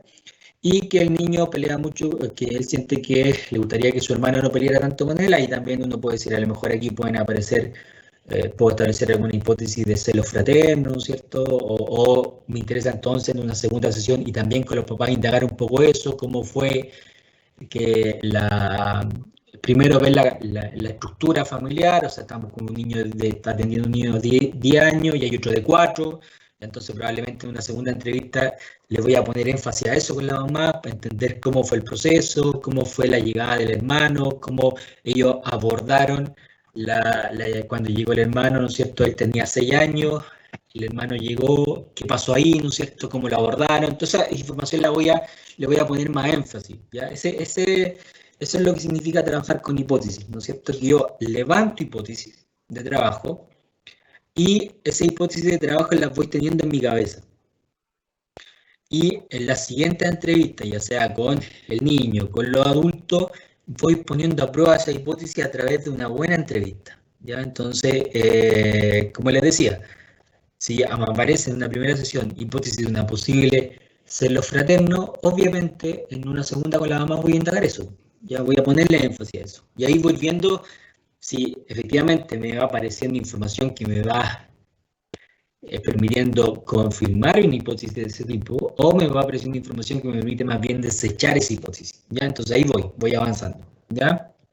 Por lo general, no se aplican tesis en la primera entrevista, yo no aplico, salvo lo que más creo que es prudente aplicar de repente un dibujo libre, como eso, pero de hecho ni siquiera lo analizo, no lo hago más bien para establecer vínculos más que como una prueba para obtener información, ya es como para que el niño sienta que también ahí, porque a todos los niños les gusta jugar, les gusta dibujar, ¿no es cierto? Les gusta, entonces obviamente si uno le presenta una hojita con hartos lápices de color y ellos van dibujando y a medida que van dibujando uno también le va haciendo preguntas, yo ocupo más bien la fuente de información de lo que pasa cuando el niño está haciendo el dibujo, más que el dibujo propiamente tal, ¿ya?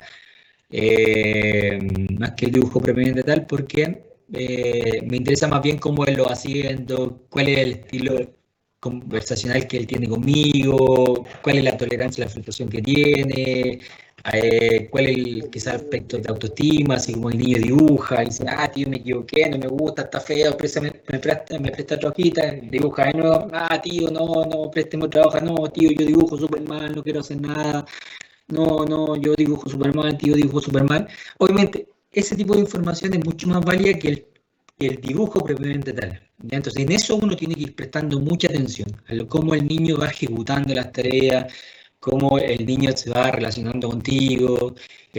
Ahí aparece mucha información válida, ¿ya? Pero recuerden que estamos en una fase súper inicial, una fase donde estamos todos sin información, todo lo que pueda ir apareciendo en la sesión te va entregando información, ¿ya? Para finalizar... Profe, con la mano levantada. Perdón, es que tengo la pantalla completa, entonces no puedo ver las manitos. Gracias, Leticia. Pero interrúmpame nomás. Oiga, profe, quería preguntarle, porque por ejemplo ahora usted nos dice que ya podemos pasarle un dibujo, o sea, para que haga un dibujo, pero ¿qué hacemos en este momento en el que estamos en contexto pandemia con teletrabajo? ¿Qué herramientas o qué cosas podríamos utilizar? Sí, es complicadísimo. Sí, una de las complicaciones que tiene el teletrabajo es justamente el tema de los test psicológicos, y hasta ahí yo les espero poder entregarle el manual que se hizo el año pasado, o quizás destinar una clase para eso un poquito aunque sea. Pero sí, una de las complicaciones que tiene el teletrabajo tiene justamente el tema de los test psicológicos. Yo de hecho soy partidario de no aplicarlos, por el tema de que no está el setting terapéutico para poder aplicarlo, porque no te puedes asegurar respecto a lo que te pueda, ¿no es cierto?, entregar el niño.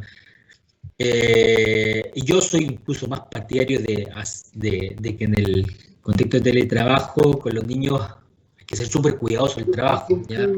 Y en algunos contextos quizás no te va a garantizar para poder hacer un proceso y uno más bien centrarse con el trabajo con los adultos.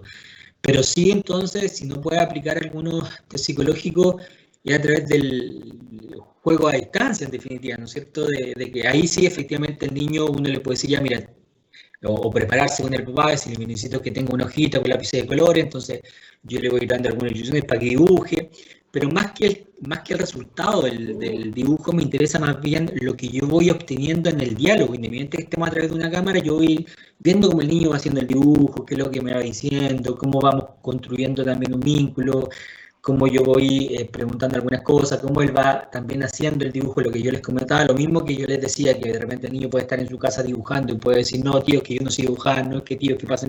Necesito otra hoja. Todo eso te va dando información, ¿ya? Pero claro, pues no, lamentablemente, en el contexto de teletrabajo es complicado, y ha sido una de las cuestiones que hay que ser súper cuidadosos, ¿no es cierto?, trabajar con niños en relación a eso. Yo soy súper... Creo que hay que ser súper cuidadosos, absolutamente, en el tema de las pruebas psicológicas a distancia, porque si ya son complicadas, en ese contexto se resultan aún más complicadas respecto a analizar alguna información en relación a ese tipo. Entonces, hay que ser cuidadosos. Michelle.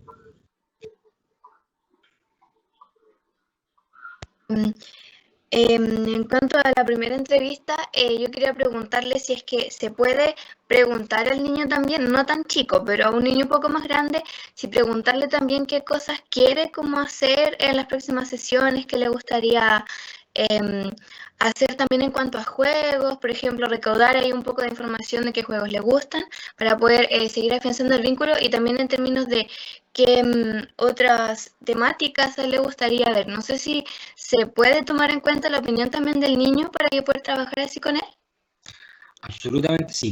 De hecho, sí. De hecho, ojalá siempre hacerlo, ¿ya? Y muy buena observación y pregunta, porque una de las claves de justamente la primera sesión es eso. Recuerden que ustedes tienen la información que es un niño, Juanito Pérez, de 10 años. Esa es la información que tienen. Pero no sabes finalmente qué características tiene ese Juanito Pérez de 10 años. Pues solamente sabes al comienzo de la entrevista que es un niño de 10 años. Lo que dice como no sé, el papaya, ¿no es cierto? De un niño de 10 años, o eventualmente los ejemplos que tú tienes de personas cercanas que tienen 10 años. Entonces, por lo general pasa eso, ¿no es cierto? Dice, voy a tener un niño de 10 años, y a un niño de 10 años como quién, como mi primo, ya él tiene 10 años, ya me lo imagino un poco en la cabeza, ¿no es cierto? Y en base a eso preparo una sesión. Y también recuerdo si ya un niño de años tiene esta capacidad de lenguaje, este nivel de pensamiento, qué sé yo, ya. Preparo una sesión en base a eso, ¿ya? Pero lo que dice Michelle, efectivamente, o sea, siempre hay que llevar, de hecho, varios planes para una sesión, no solamente uno, ¿cierto? Porque recién en la primera sesión te vas a obtener la información respecto a cómo es ese niño de 10 años, ¿ya? Cómo es Juanito Pérez de 10 años con esas características, que te va a permitir, ¿no es cierto?, en una segunda sesión, tercera sesión, ya poder probablemente establecer estrategias que sean más pensadas en el niño, ¿no es cierto?, a las características de ese niño, que pueden resultarte con ese, pero no resultarte con otro niño de 10 años, porque son niños distintos. Entonces, ahí también la capacidad también de tú preguntarle, ¿no es cierto?, poder indagar, poder también que él mismo te vaya diciendo respecto a algunas cosas que él quiere hacer, sí, absolutamente posible, muy, muy posible, y entre más grande, de hecho, entre más grande, más se hace, ¿no es cierto? Así que sí, es como de hecho el objetivo de una primera sesión, y acomodándose a lo que tú te encuentras, ¿ya? Y que te va a pasar siempre las sesiones, de alguna forma tú estableces un plan para esa sesión, pero siempre hay que llevar un plan B y un plan C, porque puede que ese plan no te resulte, porque tampoco sabes, ¿no es cierto?, en las condiciones que va a llegar el niño, en el estado de ánimo que va a llegar el niño. Entonces de repente llevas tú un plan, y si a lo mejor llevas solo un plan, el niño no quiere hacerlo, y ahí te quedas, ¿no es cierto? Así como, ya, ¿qué hago ahora? ¿No es cierto? No traje nada más, no preparé nada más, preparé que el niño iba a hacer un par de dibujos, ¿no es cierto?, en una cartulina, le tenía la cartulina lista, el niño llegó y dice, no quiero dibujar, tía, porque estoy cansado. Y ahí, ¿no es cierto?, y si tú no tienes la capacidad de haber preparado una sesión donde tengas un plan B y un plan C, o no tengas la capacidad, por un lado, de improvisar, ¿no es cierto?, va a ser súper complejo, porque te vas a quedar ahí paralizado. Ya no quiso dibujar, ya tenía la cartulina, tenía todo listo, el niño no quiere, probablemente te va a complicar toda una sesión y puedes correr el riesgo incluso como que ya casi inconscientemente empieces a presionar al niño a hacer lo que tú le habías prediseñado, y eso puede ir en contra del vínculo, ¿ya? Al finalizar la primera entrevista, siempre lo que ya le hablaba, siempre ir comentando a los padres el avance del proceso, darse un tiempito para ir comentándoles cómo va, establecer la 9 horas. Hay lugares que tienen carnet de citación, otros no. Ahí también eso tienes que saberlo previamente, ¿no es cierto? En el lugar donde tú estés haciendo la práctica, tienes que saber ya, bueno, esto, cómo funciona la próxima hora, qué tienen que hacer las personas. Yo le doy la nueva hora, se la da la secretaria, las tienen que pedir ellos, ¿cómo funciona? ¿Ya? Porque son distintas formas de funcionar, pero tú eso lo tienes que tener claro previamente, ¿ya? En el caso del CAPI, por ejemplo, a ellos se le entrega un carnet de citación, donde se le anota la hora, pero uno termina la hora y le dice, mira, acompáñame a donde la secretaria para definir una próxima hora, para ver si hay box disponible. Entonces, por lo general uno obviamente intenta que la hora se mantenga, o sea, si atiende a Juanito Pérez el miércoles a las 10, mientras los padres puedan, ¿no es cierto?, y el niño pueda también, mantenerlo ojalá en la misma hora, o sea, todos los miércoles a las 10, ¿ya? Pero eso también va a depender también de lo institucional, porque la persona tiene que ir, y en este caso donde la Malén, necesito confirmar una hora con el papá de tanto el próximo miércoles a las 10. ¿Hay box disponibles? Sí, hay box disponible, ok. Entonces queda confirmada, se le anota la horita en el carnet, ¿no es cierto? Y se le entrega a la persona, ¿ya? Y además, que también es importante saber un poco para poder garantizar la asistencia, que hoy día casi todos los programas lo hacen, ¿ya? Y si no lo hacen, yo creo que también hay que promoverlo, que es que se confirma la hora. Ya ustedes, por lo general, probablemente la experiencia de cualquier médico o cualquier profesional que ustedes asisten, siempre le están pidiendo, pueden haber pedido una hora para 2 semanas más y el día anterior lo llaman o le envían un WhatsApp, ¿no es cierto? Y les preguntan si confirman la hora, ¿ya? Lo mismo que en la parte de psicología, hoy día se ocupa mucho eso, de que en este caso, por ejemplo, la Marlene llama un día antes a la mamá y le recuerda, mire, mañana a las 10 tiene hora con su hijo acá en el CAPI, ¿la confirma? Sí, la confirmo. Porque ahí puede pasar, ¿no es cierto? No, mire, pucha, qué bueno que me llamó, porque mañana estoy súper complicado para ir, porque pasa esto, otro, ¿no es cierto? Y ahí se aprovecha, ¿no es cierto?, de poder agendar una nueva hora, y además se optimiza los tiempos, ¿no es cierto? Porque la persona ya no va a tener que estar ese día a las 9 esperando, así como...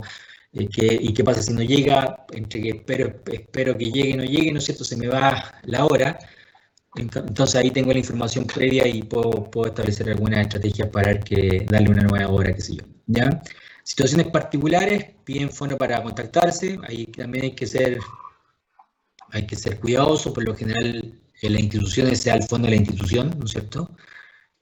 Hay psicólogos que trabajan con 2 teléfonos, con teléfono como, que para mí es un cacho, pero yo sé que muchos lo hacen, que trabajan por ejemplo, que trabajan con consulta privada y tienen el teléfono como profesional, el número profesional y el número personal, ¿ya?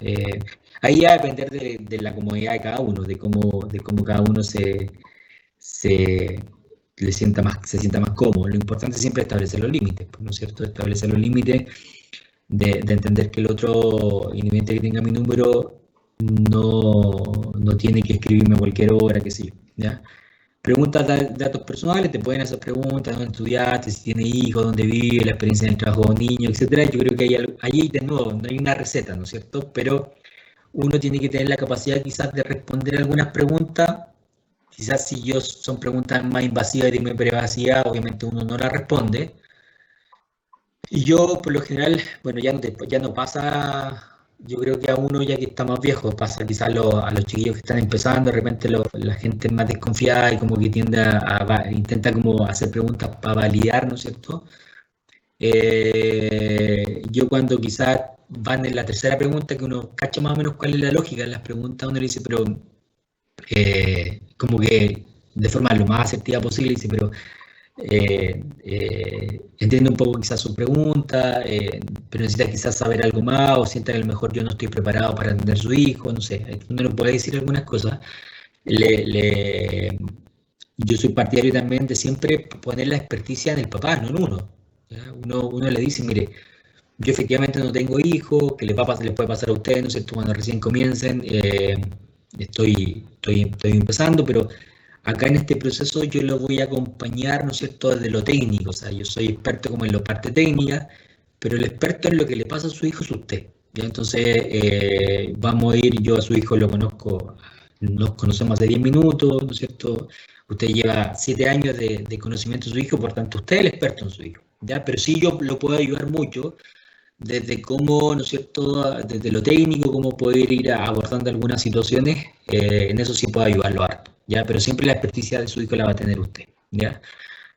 Puede pasar que el niño no acepte participar, ¿no es cierto? Y ahí yo soy partidario de respetar esa decisión y uno finalmente decide trabajar quizás con los papás. Pueden aparecer situaciones de intervención en crisis, también hay que saber cómo manejarla. Pueden aparecer situaciones que no puedan pagar los honorarios, y ahí también de nuevo va a depender del contexto en el que te encuentres, ¿no es cierto? Todo va a ser variable de acuerdo al contexto en el cual te encuentres, ¿ya? No sé, pues si volvemos a lo mismo, estás en consulta privada, tú te mantienes ciertos aranceles, que ahí va a ser decisión tuya, ¿no es cierto? El poder quizás hacer alguna excepción o no. Si estás quizás trabajando en una clínica privada, donde más bien tú eres como un empleado de la clínica, probablemente la clínica es la que tiene que tomar la decisión, no tú, y tienen que haber protocolos en relación a eso. A lo mejor la clínica te va a decir, si tienes una mirada más económica, bueno, si no puedes asistir, lo siento mucho, pero no puedes asistir, porque acá trabajamos en base a un honorario, en base a bonos, qué sé yo, y si no puedes pagarlo, no se puede.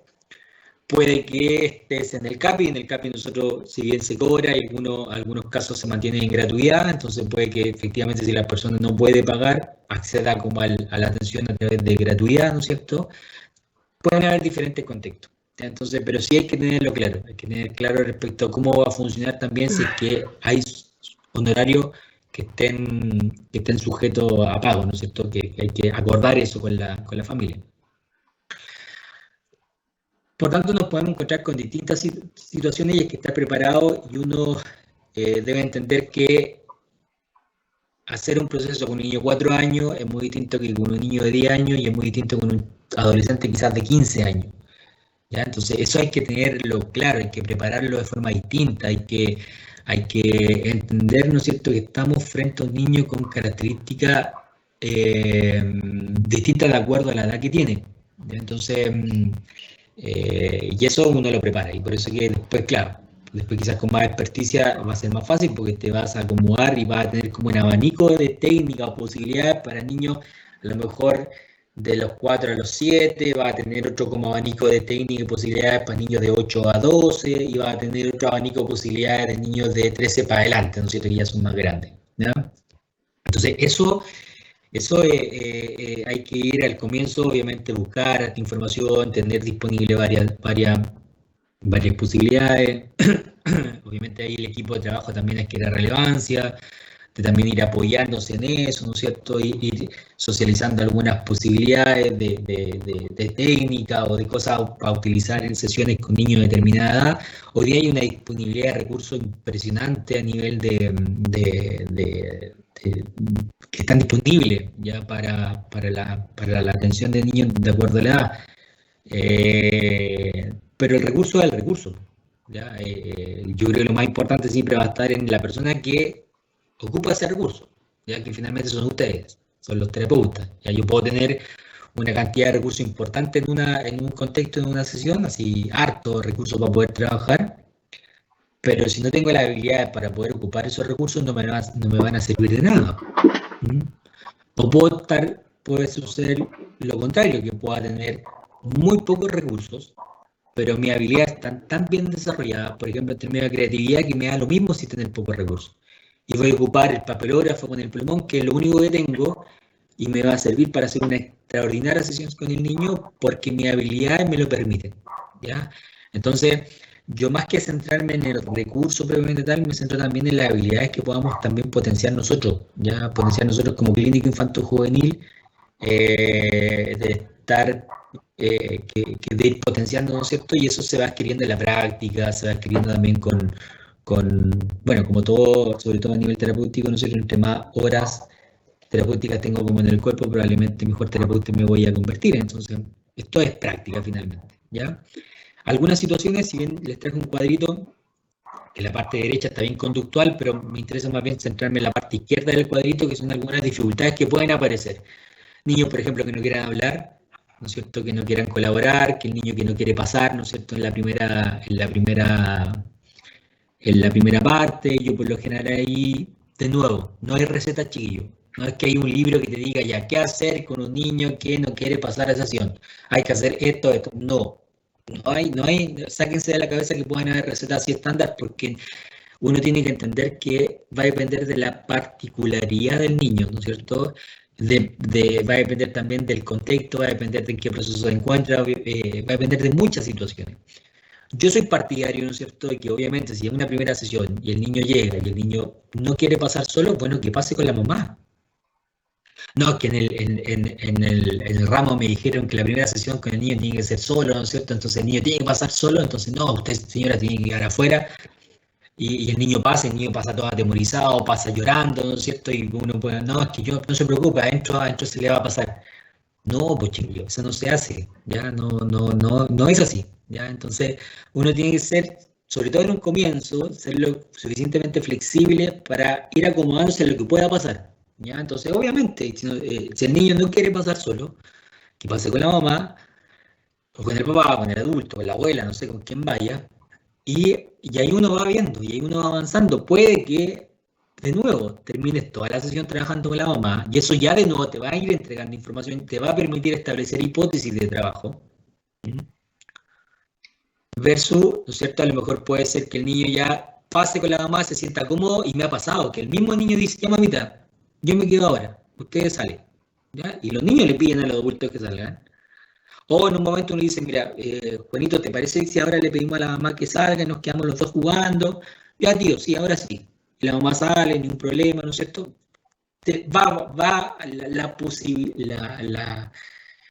Las distintas posibilidades que puedan surgir en ese contexto son hartas, chiquillos, ¿ya? Entonces uno tiene que estar preparado para eso y tiene que ser lo suficientemente flexible para eso, ¿ya? No hay regla acá, ¿ya? Eso es lo que me interesa poder también entregarles, que no hay regla de cómo hacerlo, sino que uno, ahí el ojo clínico, ¿no es cierto?, la capacidad también de poder acomodarte y poder ir leyendo lo que va pasando ahí es re importante, ¿ya? Cómo manejar la rabieta, los llantos, también hay una instancia ahí donde uno, quizá hay algunas rabietas y llantos que uno los puede manejar, otros que ya definitivamente no es cierto, y le puede decir, mira, ¿te parece si le pido a la mamá que entre un ratito para que nos ayude, ¿no es cierto? Y la mamá entra y también vemos cómo también aprovechamos de ver cómo la mamá maneja, ¿no es cierto?, alguna rabieta que pueda estar presentando el niño. O sea, todo te va entregando información, ¿ya? El cansancio, aburrimiento, falta de atención, pasa mucho, ¿no es cierto?, de los niños que realmente llegan muy cansados.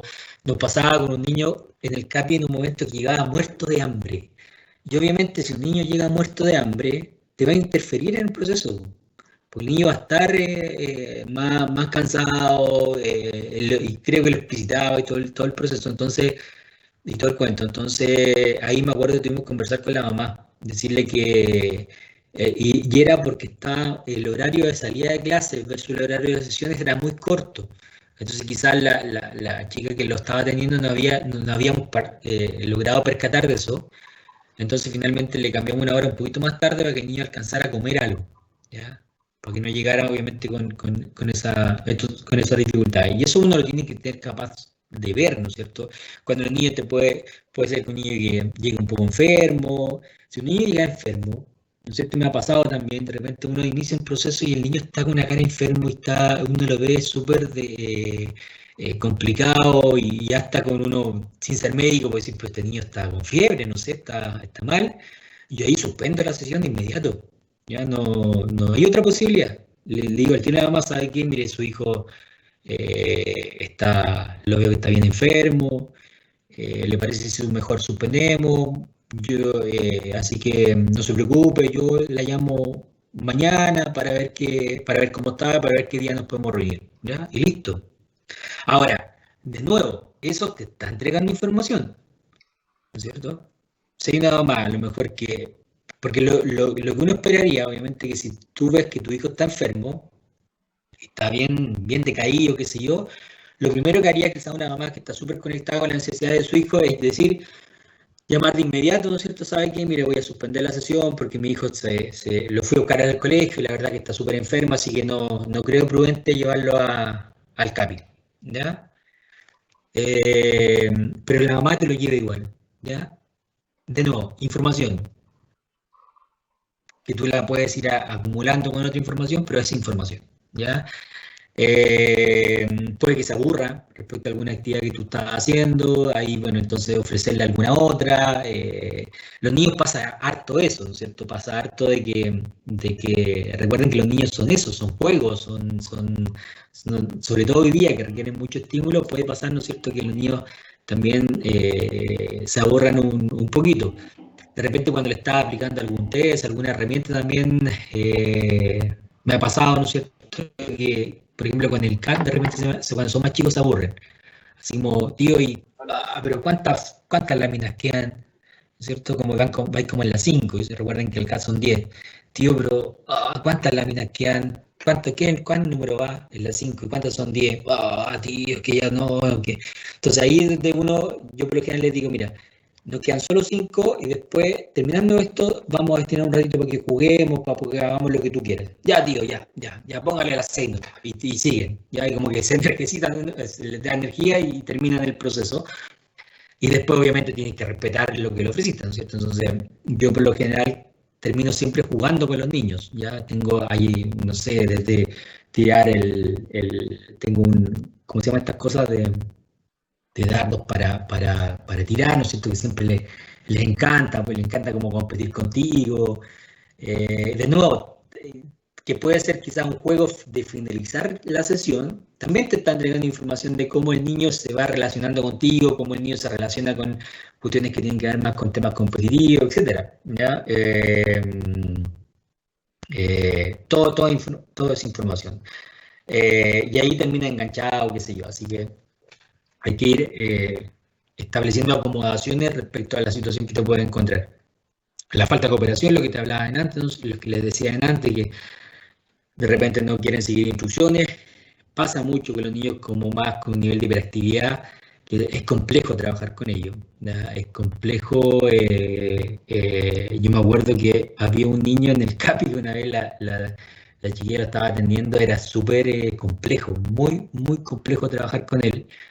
Porque uno entraba y al rato se quería salir y salía, salía literalmente de la sesión, se ponía a correr, después volvía, iba ante la secretaria, se metía a la sala de reuniones donde estábamos nosotros, tenía un desajuste conductual importante, entonces la chica estaba súper complicada, cómo manejarlo y le costaba, y ahí ese proceso de diagnóstico me acuerdo que duró mucho más porque la estudiante podía avanzar poquito en cada sesión, lo que establecimos fue sesiones más cortas, estar encuadrando permanentemente, pero era complejo, era un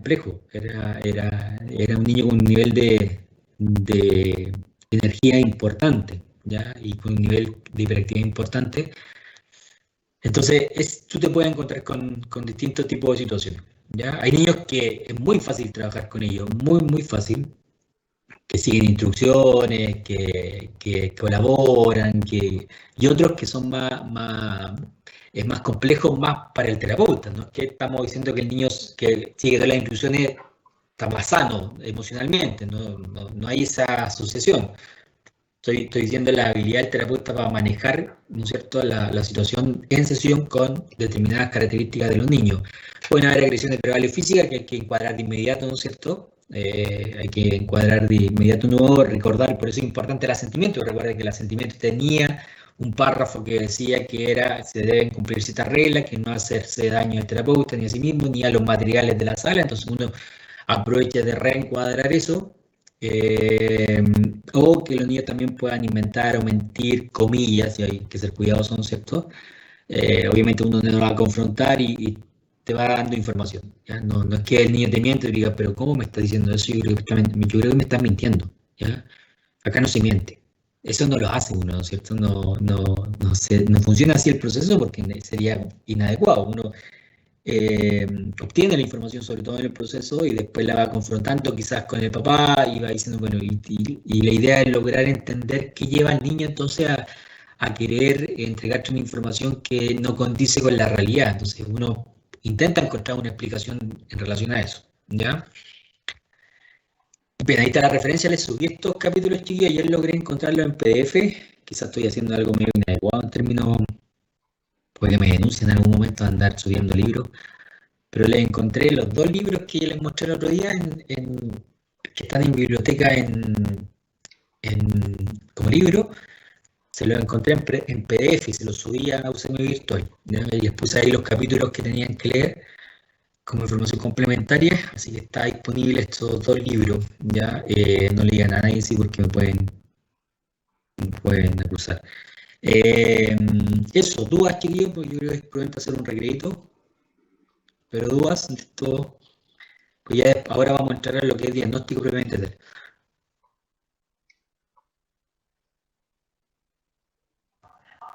Profe. Camila. Yo tengo pero no, ¿cuáles fueron las que pasó? Era, ¿qué PPT? Me perdí. Este es el PPT de la primera clase todavía. Ah, ya. Sí. Que lo estaba revisando y que había subido y las tablitas no me salían. Sí. Ah, es que esa tabla la incluí ayer. Sí, les voy a renovar el PPT. Sí, ya, gracias. Sí, esa tabla la incluí ayer cuando estaba preparando la clase de nuevo, incluí esa tablita, entonces sí, ese PPT que no tiene el que estaba subido no tiene la tablita en la última, ¿ya?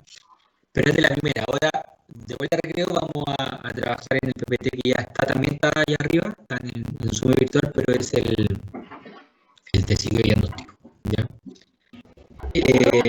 Sí, Carolina. Sí, ¿cuáles eran los capítulos a leer? ¿Qué no alcanza? Está en el... ¿O está en el PPT o no? Se los puse en el PPT, no sé si, déjame confirmar si se los puse acá. Ah, sí, se los puse en el PPT, en el nuevo. Entonces este se lo voy a reemplazar. Sí, Okay. el que estaba no estaba la especificidad, como ustedes me pidieron el otro día ser más específico en eso, se lo incluí ayer. Entonces les voy a reemplazar ahora en el recreo del PPT, con el PPT actualizado, y ahí salen los capítulos a leer. Gracias, profe. Ya, chiquillos, tengamos un recreo entonces, son las 11:20, 11:22. Unos 20 minutos, ¿está bien? Sí, profe, súper. Ya, entonces a las 11:42. Ahí te cumplen los 20 minutos.